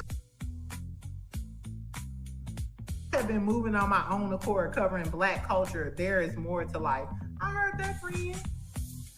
Braylon, shout out to Braylon. Make sure y'all go follow Braylon in case y'all haven't. I love your content. I have been moving on my own accord, covering Black culture. There is more to life. I heard that, friend. Braylon, shout out to Braylon. Make sure y'all go follow Braylon in case y'all haven't. I love your content. Child, Braylon been over there doing his thing, minding his GD business, staying out of trouble, trying to get the folks some positive stuff to talk about. Besides lying all the damn time.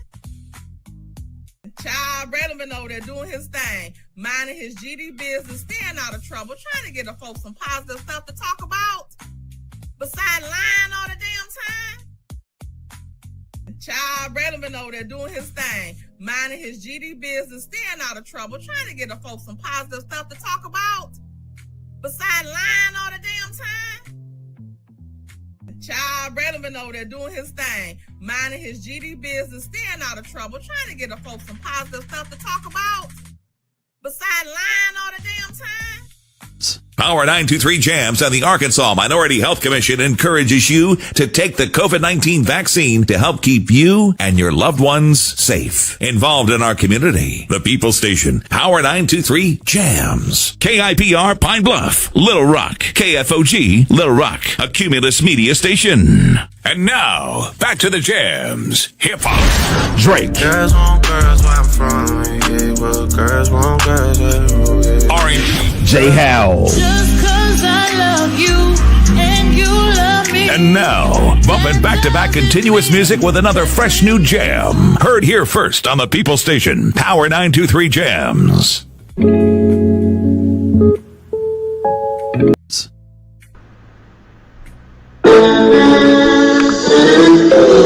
Sweet morning dew, one look at you, and it was plain to see you were my best I knew. God, you were found. I come from nothing. Our fun is your fun. Welcome to the celebration.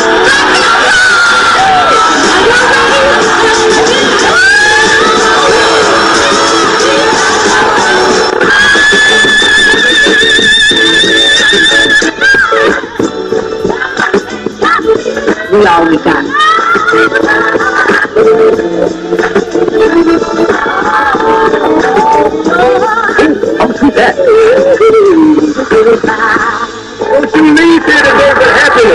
listen to the show.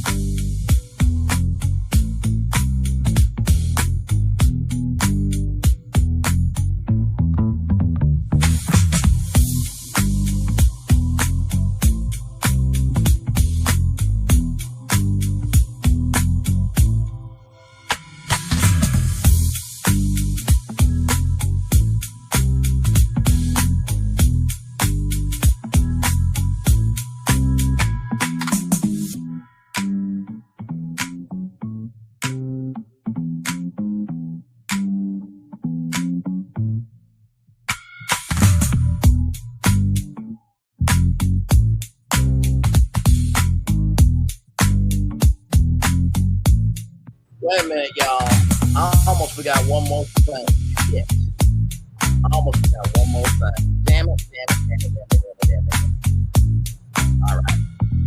I almost forgot one more thing. Okay. Let me turn down the music. There was one more thing I wanted to show y'all.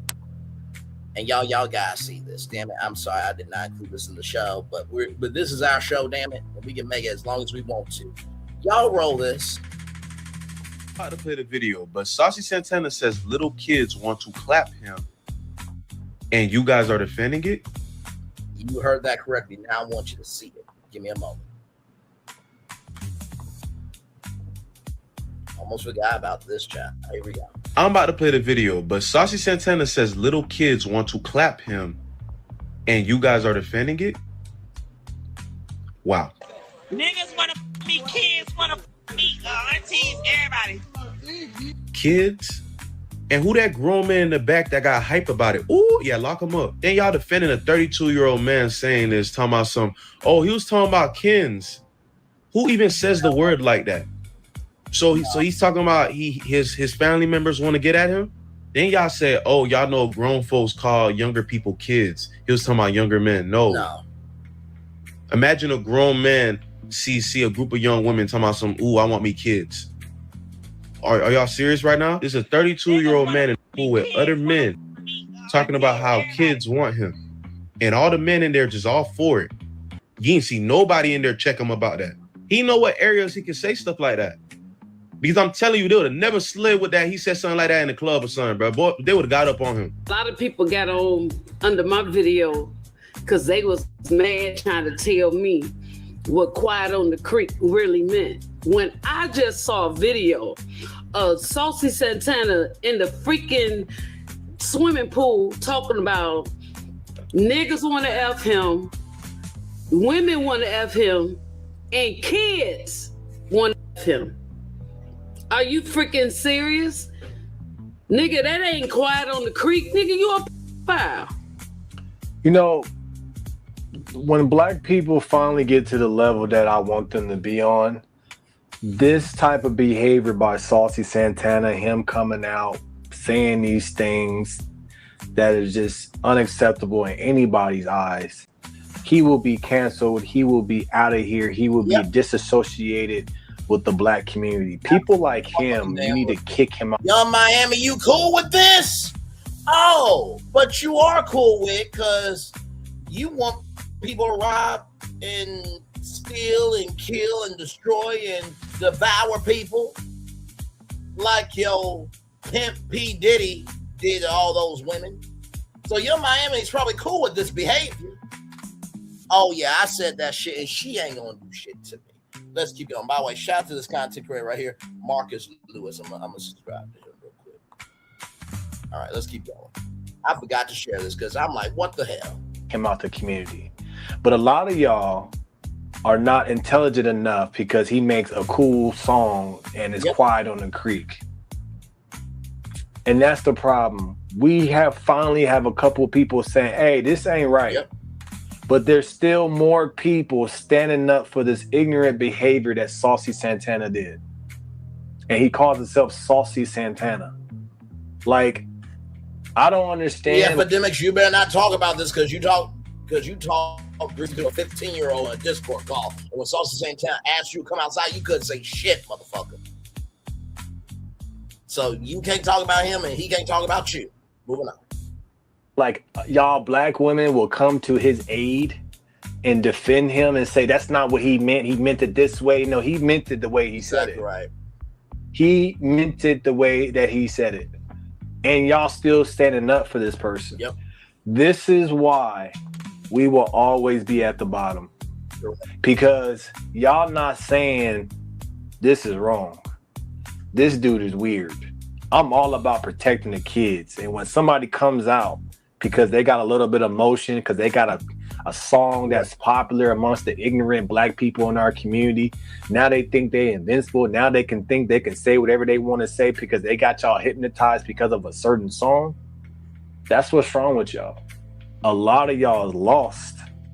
Y'all letting this man come out here and say this, and he has no remorse. He has not come out and said, I apologize. I probably shouldn't have said that. I might have been under influence or whatever, but it doesn't matter. It's still despicable. Yep. It's still ignorant. It's still a degenerate black person who think they got a little bit of money and a little bit of fame thinking they can say and do whatever they want because you guys are stupid enough to say that's cool. We have to kick people out like Saucy Santana out of the black community. He does not deserve a second chance because our kids are our everything. Absolutely. The most. This is the gay not this brother right here. Very smart, smooth, articulate brother. Saucy Santana pretty much is the gay version of EDP 445. Saucy Santana is the gay version of EDP 445. Saucy Santana is the gay version of EDP 445. I said what the fuck I said. Let's continue on. Most important thing that we need to do as a black community is protect the kids. Yep. Protect the kids, man. Like seriously, it's not enough people coming out here saying he's canceled. There's not enough people coming out and said, "Hey, man, this is foul." We still have a lot of y'all, and especially y'all black women, coming out to defend somebody who's trying to take your place. Come on. It's idiotic. It's stupid. It's a degenerate. He makes us all look bad to other races. Amen. This is the reason why y'all don't understand stereotypes. That's crazy how like a lot of y'all are defending this person. Luckily, we have some people, but we still have way more people defending this idiot in our culture, which is crazy. That you can open your mouth to say kids want to screw you, and you proud of that? Mm-hmm. See, these is the people that y'all support. Like, I ain't got no hate, no drama, no nothing with Saucy. But one thing about me, I'm gonna keep it real about stuff. Mm-hmm. That's trifling. And y'all up here, quite hungry.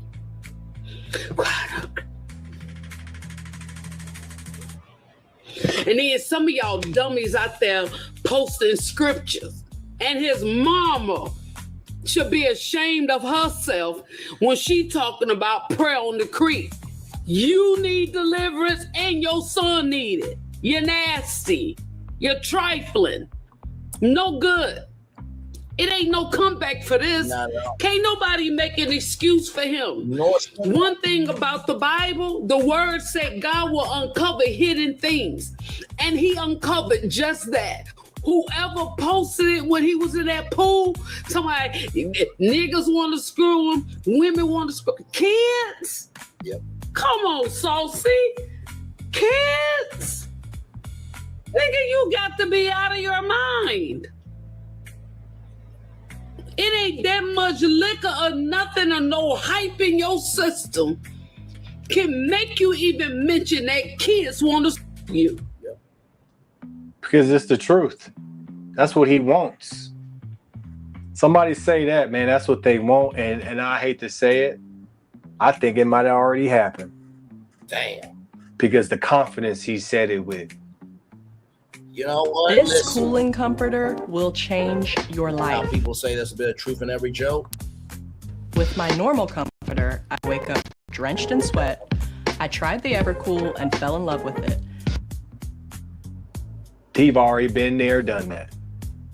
In my Legend, opinion, y'all. I could be wrong. But what you have to understand is we have to kick these people out of our community. These ignorant black people who think that they are almighty because they make a song that got y'all dancing stupidly, we have to kick them out because it's ignorance. The song is stupid, the message is stupid, the meaning of Quiet on the Creek is stupid, is nasty, and that is a direct reflection of a lot of y'all in our community. And y'all praising this, y'all dancing this, y'all the one that's pumping up this person's head to make them feel like they're invincible to where they can come online and say whatever they want to say because they know you still stupid enough to buy their music. Mm-hmm. That's what's wrong with y'all. When are black people going to stop being stupid? Just because the beat is, you like the beat don't mean you support what the hell this person is about. Where's the morals in the black community? Where is the thought? Where is the common sense from a lot of y'all? Because even though he came out and said that with no apology, no nothing, no remorse, y'all still defending this. Y'all still think that it's cool. He didn't mean it like that. He mean it like this. Nah, he meant it the way that he meant to say it. That's why he said it. And y'all excusing this disgusting behavior. It's crazy. That makes you a file. You that excited? So to everybody that got on my stuff, talking about that ain't what he meant about Quiet on the Creek. Quiet on the Creek. It's about just being quiet and not running fish away. No, Quiet on the Creek is some DL nasty, trifling, tricking off for gifts, fornicating, committing adultery. It's all of that. And I'm standing on what I said in my other video, just like I'm standing on this one. As you should. And anybody that can take up for that nigga, you just as nasty and as trifling as that nigga is. Love the fact that we have black people coming out and calling out this behavior. We got to be louder. We got to keep talking this and we got to keep pushing this. We can't just let this be a cycle where everybody forgets. No, he needs to be canceled completely. I really feel that the black community needs to divide into two parts because we're tired of being associated with these ignorant, dumb, black skin folk and not kin folk. Let me know your thoughts about this in the comments below. Like, share, and subscribe to the channel. As always, we'll keep things right. Keep going. Tap into the No Filter Morning Show. Link in the show description below. I appreciate you guys, and I'm out. I'm not African American, bro. I'm American. Temporary status shouldn't be 40 years. This is why we can't help single moms. We gotta make snitching great again. If I see a man, he don't take care of his kids, he's a bum. Unsubscribe. I'm still gonna keep going up. My issue is that you are really hard on single mothers. It will always be the woman's fault. Start snitching, y'all. I haven't seen a smart black Democrat. Let's keep it funky. Why was the woman created? Let's call it the No Filter Morning Show. It's straight like that. Ciao. Y'all, that's really all I got for y'all. I had to bring on that. The Saucy Santana said that kids want to screw them. Y'all, we got a lot of work to do. All skin folk ain't kin folk. We can't root for everybody. Black Issa Rae. Okay, that was an insecure thought that you had. Yes, using your own. I'm using your intellectual property against you. And will Coon Icky TV talk about the new Officer Tatum video? Probably not, because it will go against everything that he said. All you gotta do is just lay back, be still, and just let things ride out. I promise you. As a man thinketh, so is he. If you got a problem with people standing up for kids, you got a problem with women being able to have autonomy with their bodies, if you got a problem with men being vulnerable, if you got a problem with people trying to get it right, if you got a problem with progress rising, you got a problem with your motherfucking ass self. It's not negotiable over here. Saucy Santana should be canceled. And Young Miami, you really should interview. What you're going to, that's your best friend, right? He gave you that grocery store interview with a stop at Quick Trip type of energy on your interview. So I'm sure if Carisha Please comes back out for a special episode, it'll be for that. Because outside spin that ish, what else does she have? Not a motherfucking answer. You want to be the next Oprah? Young Miami, interview Saucy Santana. You want to be the next Oprah? Interview Saucy Santana. You want to be the next Oprah? Interview Saucy Santana. Now I gotta go for real. Bye, y'all. I can't deal with this shit. Bye, y'all.